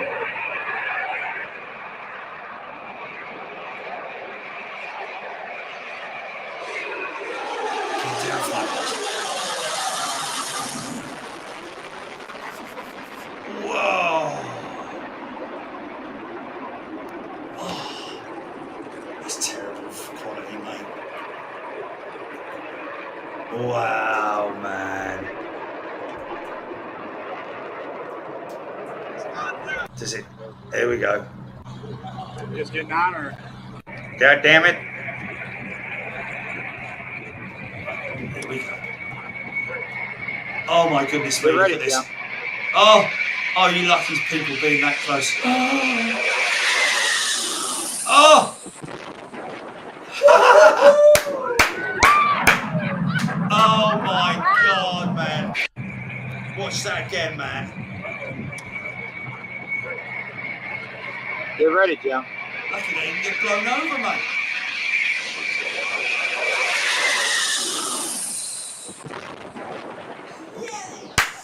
Wow. Oh my God. Oh, fantastic, man. Oh, wow. How about that? What's this Concord Danger Zone?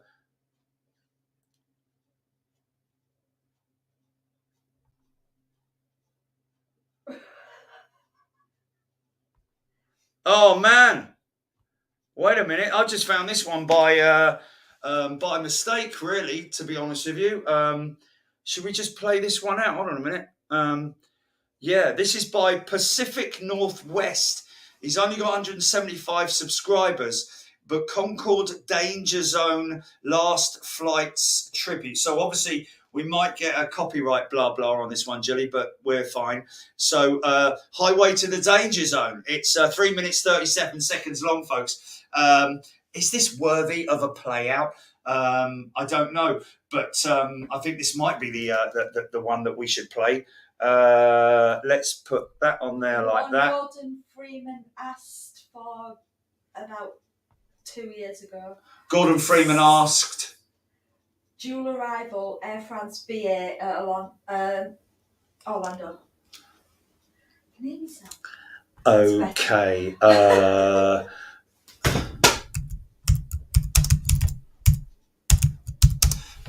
Concord, BA and Air France, yeah. I would just put Concord dual landing Orlando. Okay, France Concord, Supersonic passenger landing Manchester, unreal shape. Concord lands in Rio, unreal shape, Air France Supersonic. Concord from check-in. There's so many of them, folks.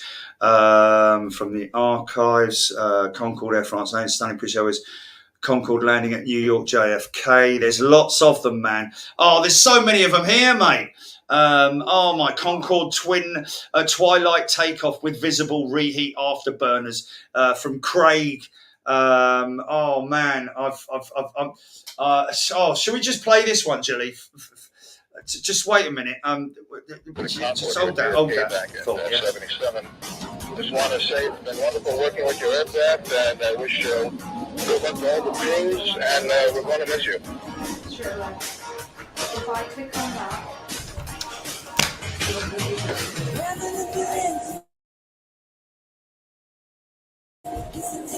Oh, Jesus, this thing, mate. This thing's doing my head in. Oh, it's doing my bleeding head in, mate. What is wrong? I'm trying to get rid of that line below, but if I Crews, and we're going to miss you.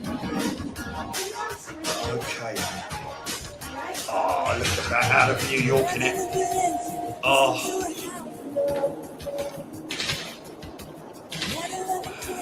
They had to turn left real quick, didn't they? A bit of a funky shot there.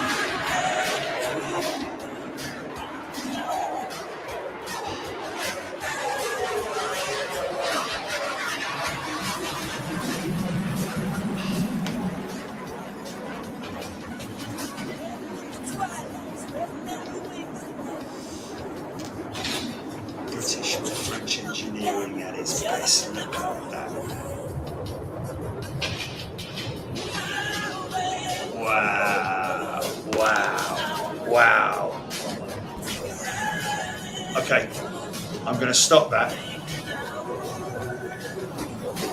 I'm going to put me on the... Oh, hold on a minute. It's more.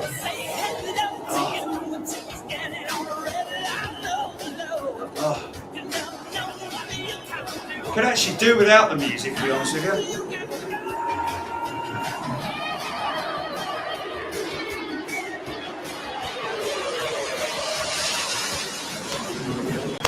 Oh my God, man.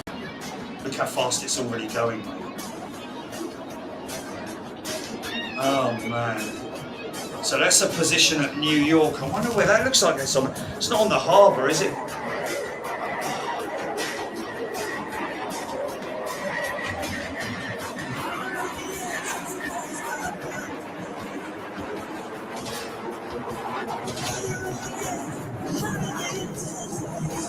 Still had to maintain speed, didn't it? Oh, look at that, man.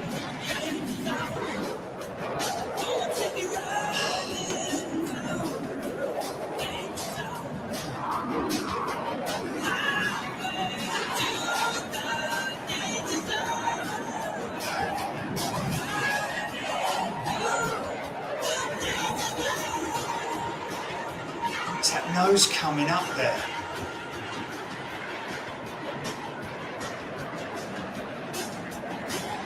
It's already up, I know that. It's from like the TWA hotel, isn't it? Wow, look at that, mate.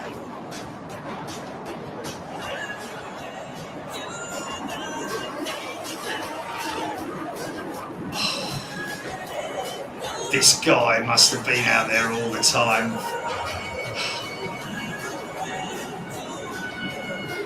Crazy, man, crazy. Crazy, mate. Absolutely insane. Okay, that's the Oshkosh one. Okay, where did you? What? I just downloaded it. It should be there. Right at the bottom, wasn't it? Last landing, Concord Inaugural. Where about? Concord landing at MCO. West 2 News. WESH2 News. No? No. Okay, let me just let me Google it. YouTube search. Concord Orlando landing at. No, Concord Orlando landing brings it straight up.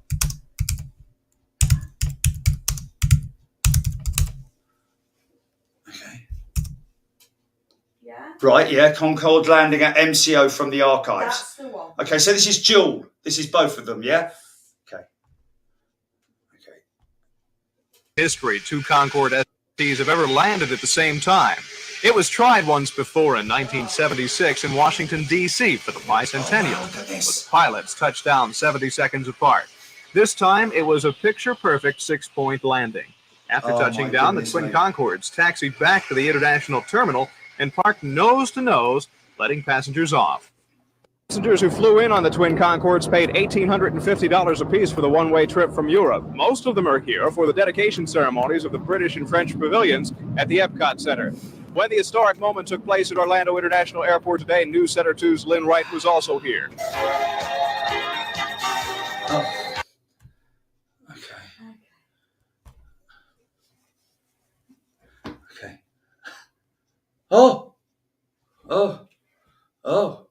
Oh, wait a minute, let's play this.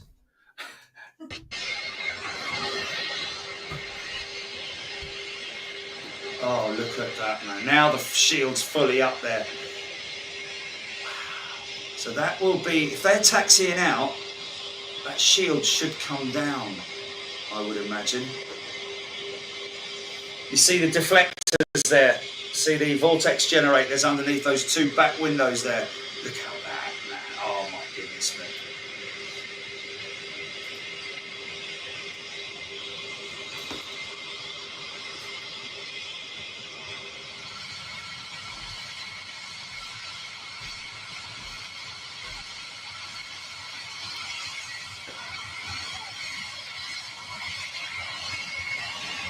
Wow, man.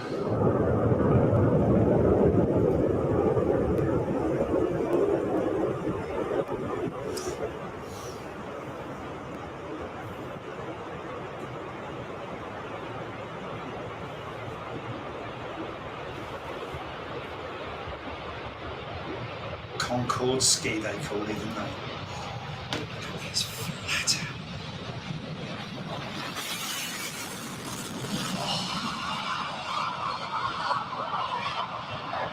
Wow. Oh, look at that. No hanging about. Obviously for noise abatement, I'd imagine, just to get that thing out and up as quick as possible. Wow.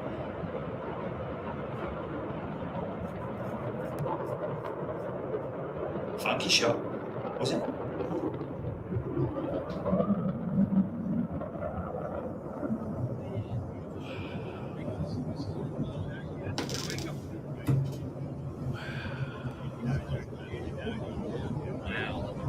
Insane. Insane. Absolutely insane, mate. This is the... Okay, let's just have a quick look and see what we've got here. There's so much of it, folks. There is just so much Concorde stuff in there, which goes to show how popular she has been and still is. It has to be said. No one's ever going to forget Concorde, I don't think. I'm certainly not. In since I was a kid, I remember it. Like I said, when I was very young, I remember it right from the get-go. And there are so many kids nowadays as well who are growing up knowing Concorde as well, because even though she's gone, she's not flying anymore. She's very much still in aviation's sort of like in terms of everybody's most beautiful aircraft that they've ever seen. If anyone was to say, it would probably be Concorde, I'd imagine. Although nowadays with game, she's sort of like losing in terms of knowledge. I'm guessing over the years, we've got the sort of like new super twin modern jets. Even the Boeing 747 became the queen of the skies, and obviously. The Concorde, eventually she was taken out of service, which was a great shame for so many thousands of people around the world, man. And we'll never forget her. She is just the most beautiful piece of aircraft architecture that was ever created, that flew in the skies. And very proud to say it was Great Britain and France that basically did it. I'm not sure about, in terms of the suppliers of componentry, whether there were other non-European engineering firms that were involved. Probably there were, I would imagine, somewhere along the line. But generally, she was a European consortium, which eventually became Airbus, let's face it. So thanks, everybody. That is Concorde. And just a couple of quick ones in terms of I haven't got many of them tonight, thankfully. Well, not thankfully, but we've been I've been waffling on a bit, haven't I? I hope you all enjoyed it. Thanks, everybody, for your comments as well. Really appreciate them. So many great comments as well. I'm really quite surprised how many there have been in terms of the people who are knowledgeable. Lowlander, just quickly, TU-144, which was the Concorde ski, as they say, also failed because its commercial flights never had a significant number of passengers. Well, the whole reason why the TU-144 failed, folks, was because of one thing. The air intakes, and how to control the air flowing into that engine at double the speed of sound, and being slowed down to a manageable rate so that the engines wouldn't blow up. The only way they could fly the TU-144 was short haul. Literally, they flew it on short haul because they couldn't run the engines at full power like they could with Concorde, because of the technology that went into those baffles and slowing that air down. About 56 different elements, right the way from the front of the engines all the way up to the engine inlets themselves. So these nacelles, there was a hell of a lot of technology, very early stuff. Don't forget 1954. It was originally conceived. So, less than 10 years after the Second World War, we were already looking at supersonic flight. And the Russians, they did try and copy us. Whether they were fed some dodgy information, I wouldn't be surprised, to be honest with you. And of course, they were thrown off track and were not able to manage the aircraft speed in terms of the power and the air intakes. That's really all it was. Other than that, obviously controlling the hot air around the aircraft and all those kind of very clever things was something that we as engineers developed as well. But it really, the downfall of the Russian aircraft was literally not being able to fly supersonic for any great deal of time at all. Because, in fact, it couldn't fly supersonic because once it got up to a certain speed, the engines would fail because of the speed at which the air was travelling to the engines, which was, I think, around about a maximum of 440 mile an hour or something like that. So you can't get up to 1,340 mile an hour or 1,000 miles an hour without controlling that airflow into the engines, and that's what our engineers were very clever in developing. In fact, there was somebody that you mentioned earlier on, Gilly, in those. Wait a minute. Was there a? Oh, there we go. Sir George Edwards. I don't know if we want to Google him, but Sir George Edwards worked on the engine intakes with 56 elements. So that guy was given the task of controlling. How are you going to do that? Very, very clever person. I mean, it's just when you think of what was available to them back in those days. Obviously, they had wind tunnels. Because they've been using wind tunnels for many, many years. But just it's not just wind tunnel models, it's mathematics as well, and physics and all that kind of crazy stuff that I'm not very good at. Anyway, you're going to play out the final three landing into London Heathrow 2003, Hodgie's saying. Let's just have a look at that final Three Concorde landing Heathrow. Was it 1983, did he say? 1980. 2003. Oh, 2003, sorry. Yeah, wouldn't be 1983. Sorry, I'm all hot and bothered. Concord final landing Heathrow, that's 1 hour 15 minutes. Let's just have a look and see if there's anything that is decent enough, but not. Okay, 24th of October 03, Concord, 03 Concord last landing, BBC edit. Okay, looks like there's onboard stuff. No. Is this the Three Concordes landing? Where is that video? Are you able to see that, Gilly? Final Concorde landing. Final Concorde landing. Farewell Concord. Last three Concordes touchdown at London Heathrow. Here we go. Biggles. We've got this from, who is it? Biggles Bast 09, Biggles Bast 09.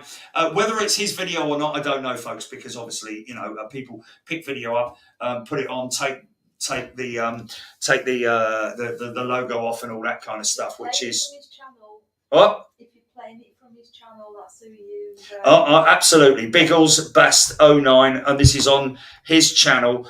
Let me just I'll link them all in the description. Stop screen. Present. Yeah, we're going to link all these videos that we're playing. Last three Concordes touchdown at London Heathrow. Let's put that full screen, share, and then let's go for it. Here we go. I haven't got the third one until I said.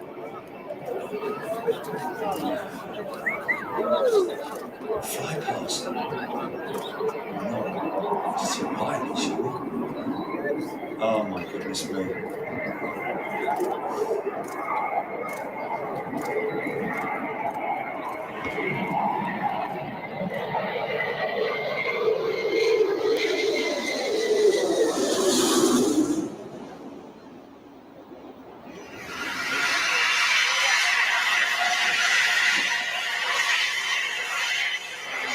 Bounce, man. In fact, I've got one video to play out with the last ever Concorde landing. It's 27 right, isn't it?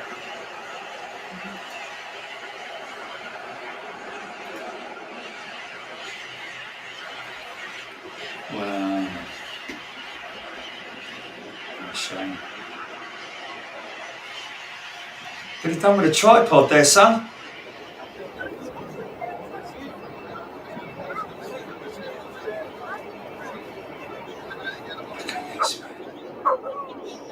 It's always a dog, isn't it?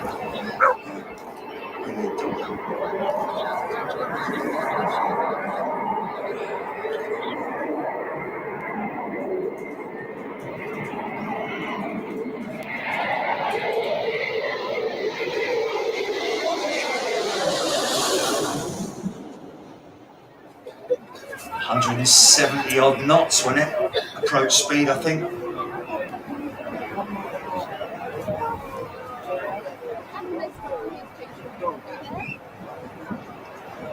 Dan will never see. Well, we may do with Boom.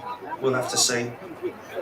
But it's a long way off, and don't forget that it will be a private jet on steroids, literally. Yeah, we can't play that hot when it comes to the food. You'll be so good to you. Yeah. We got a little hole like this. Runway 27 right, flip, I think. Martin remembers standing on the Norfolk 27 right when they came into there. It was packed. Wow. Oh, look at that. Oh, yeah, good shot, mate. Good shot. Wow, look at the speed she's going down that. That's it. It's all over. Oh, wow, man.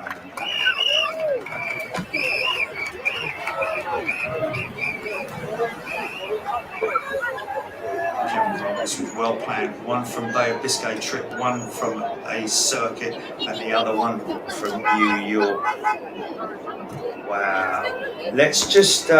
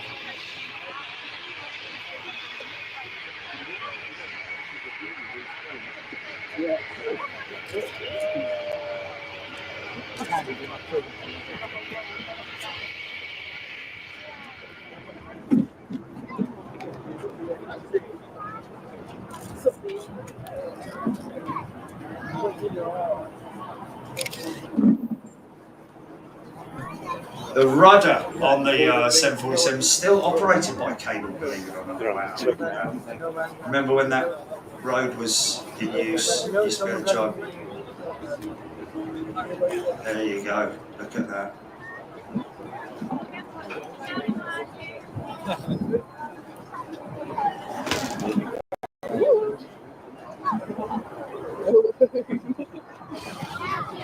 Let me just do this.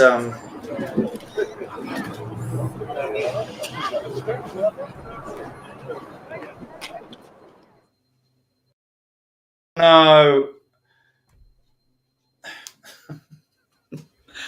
Okay, I just got to do this one, which is a BBC piece, which is Concord Inaugural flight.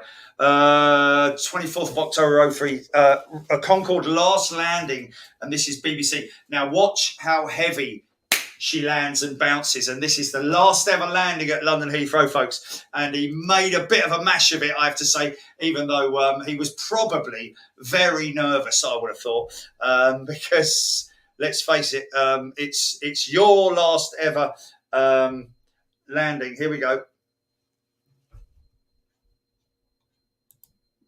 Oh, wait a minute. What's going on here?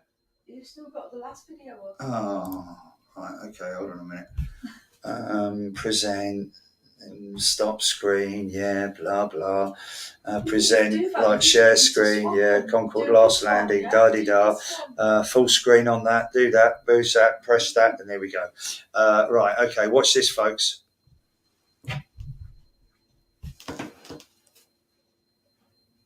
Just looking to the sky to watch this Concorde come down on the northerly runway. John, what sort of speed is it doing now as it's coming into land? You'll be doing roughly about 157 knots, something like that. Whoa! Oh, well. 177 knots. John, Look what at sort this. of speed is it doing now? Oh, mate, what's going on? Why is it? Was there a little? Oh, well. Northerly runway. John, what sort of speed is it doing now as it's coming into land? You'll be doing roughly about 157 knots, something like that. Oh, well, I think we'll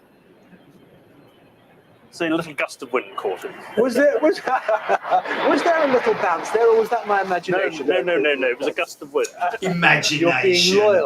You're being loyal to your fellow fraternity. Look at that wing, mate. Oh, dear. You won't be pleased. He won't be pleased. Remember, this aeroplane lands and takes off a great deal faster than your average jumbo. And the reverse thrust that you must need to get to break it, is that, do you feel that jolting? There are two things about the deceleration of Concorde on landing. The reverse thrust is extraordinarily effective, and the carbon fiber wheel brakes, which have pioneered the wheel brakes for all the sort of modern Airbuses and so on, and all modern airplanes, are incredibly efficient in terms of absorbing energy. You can stop a Concorde. I've stopped one at Cardiff in about 4,000 feet of runway. Yeah, and I mean, I can just see the next one coming in behind us now, which I suspect will be touching down in a couple of minutes' time.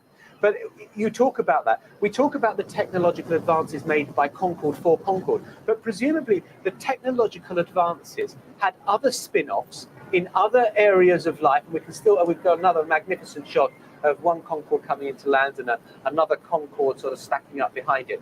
There must have been other look at that, mate. The technological advances, just like the moon landing, I don't know, gave us imagine that now. for example. There must have been things associated with Concorde. Oh, absolutely many. And not least the worldwide prestige which it won for British aviation, British engineering. And there is no doubt that the spin-off effect of Concorde almost immeasurable. For instance, Airbus would not have been formed had it not been for the cooperation between England and France in the Roman construction Baxter, of wow. this aeroplane. Another thing we haven't mentioned, which is unique, is the thrust of power when Concorde accelerates from the cruising speed of a normal jumbo to supersonic speed, and you literally go back in your seat like that. There she comes. But this, of course, is absolutely the reverse process. Lovely. She's such a gorgeous sight when she comes into land. She always reminds me of sort of swan touching down on a lake or something. It's such an elegant, long-necked, beautiful creature. Look at the wing. We haven't mentioned the droop snoot, the famous drop nose, which makes it possible to take off and land this aeroplane, which has an attitude so different from any other airliner. And the droop snoot, incidentally, is just so that the pilots can actually get a decent view of the runway. With the nose up, the poor old pilot coming into land would have his view of the runway totally obscured. So it has to do it. In fact, I mean, I tell you what, I want to pause slightly now, because what we're seeing now is flight 002, and this is going to be the final Concorde that people are going to see coming into land at Heathrow Airport. This is it. This is the end of the era. This is the final one that we're going to see in the skies, and I suspect it's got probably a minute and a half left before it comes onto the runway and then taxis round. I think it will almost do a lap of honour around the airport to come onto the stand. John, just tell me what you're thinking now.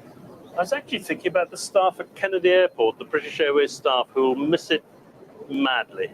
They were fantastic to us. In fact, the whole of the Port of New York Authority and the air traffic controllers at Kennedy Airport were treated Concord with tremendous help and assistance and cooperation. Tell me this, being a pilot on Concord, were you treated as somehow something different?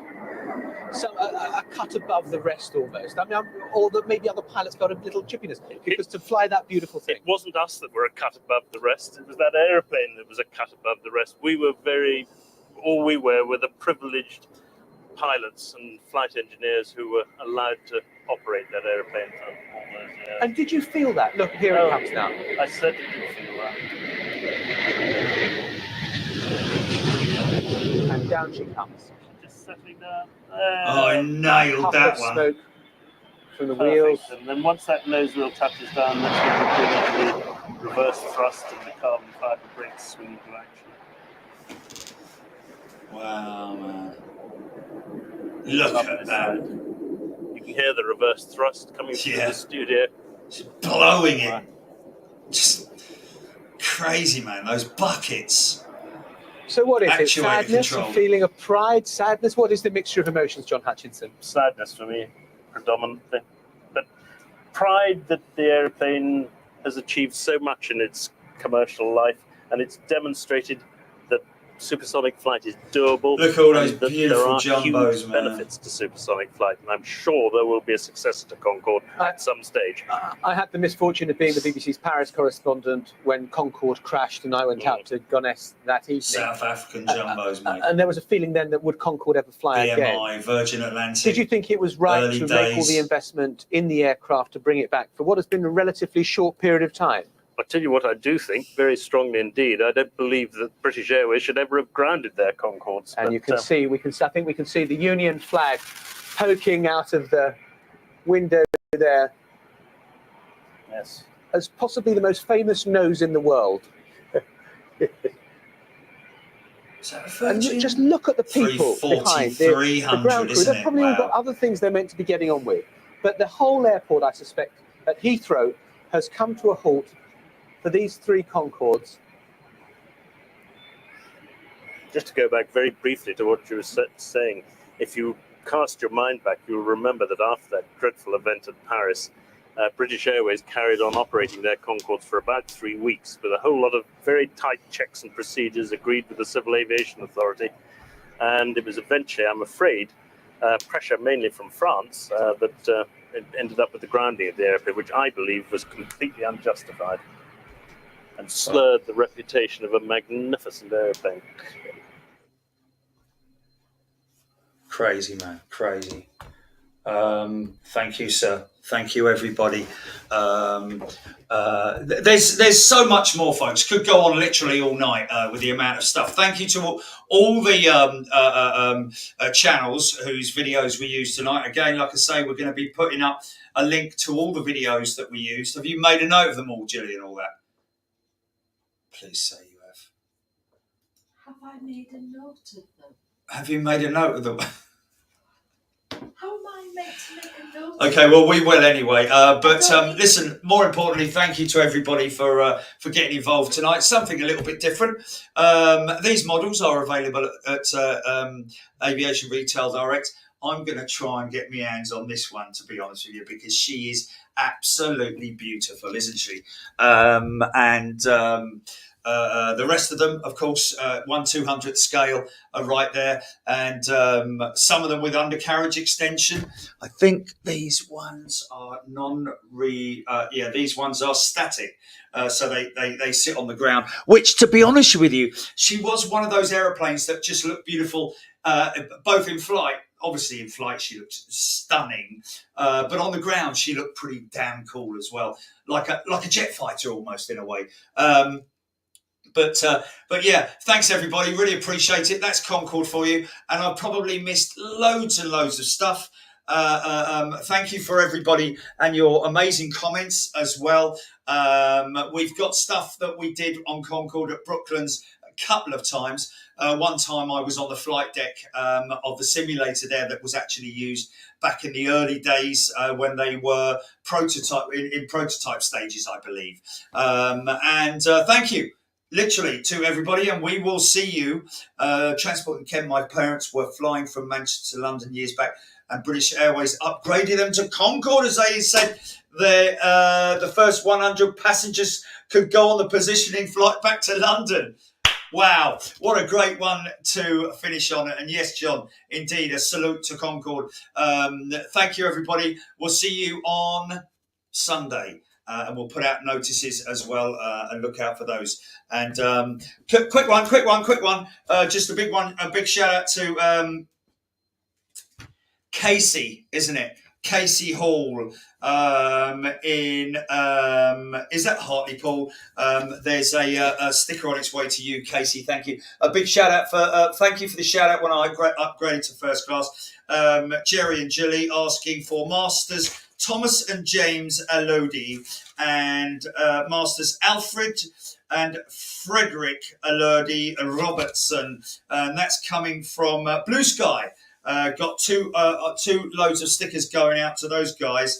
There's a young lad here, and it's coming from Maxwell, young Master Maxwell Stapleton from West Sussex. And he writes and says, "My name is Maxwell and I'm 6 years old. I love watching Big Jet TV with my daddy and nanny. And last year I went on a Dreamliner. You always make me laugh, especially when you say Bosch. Hopefully I will meet you one day when I come to London Heathrow. Please can I have a sticker so I can put it on my school bag?" And that's from Maxwell. And he says, "Is age 6. P.S. My daddy wrote this and I spoke the words I wanted to say."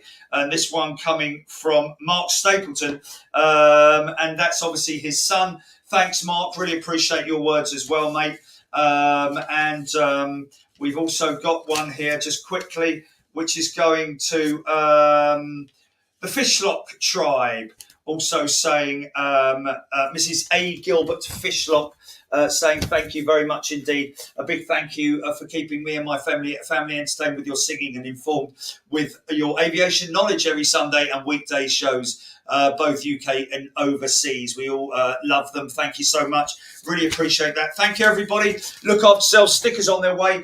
Lots of people wanting the new funky sticker as well, which is pretty cool. We're liking that one, folks. So if you want a sticker, just download the app and scroll down to free sticker, and it will give you all the information there. And we will see you on Sunday, GP. You ready to run titles? Run titles. See you later.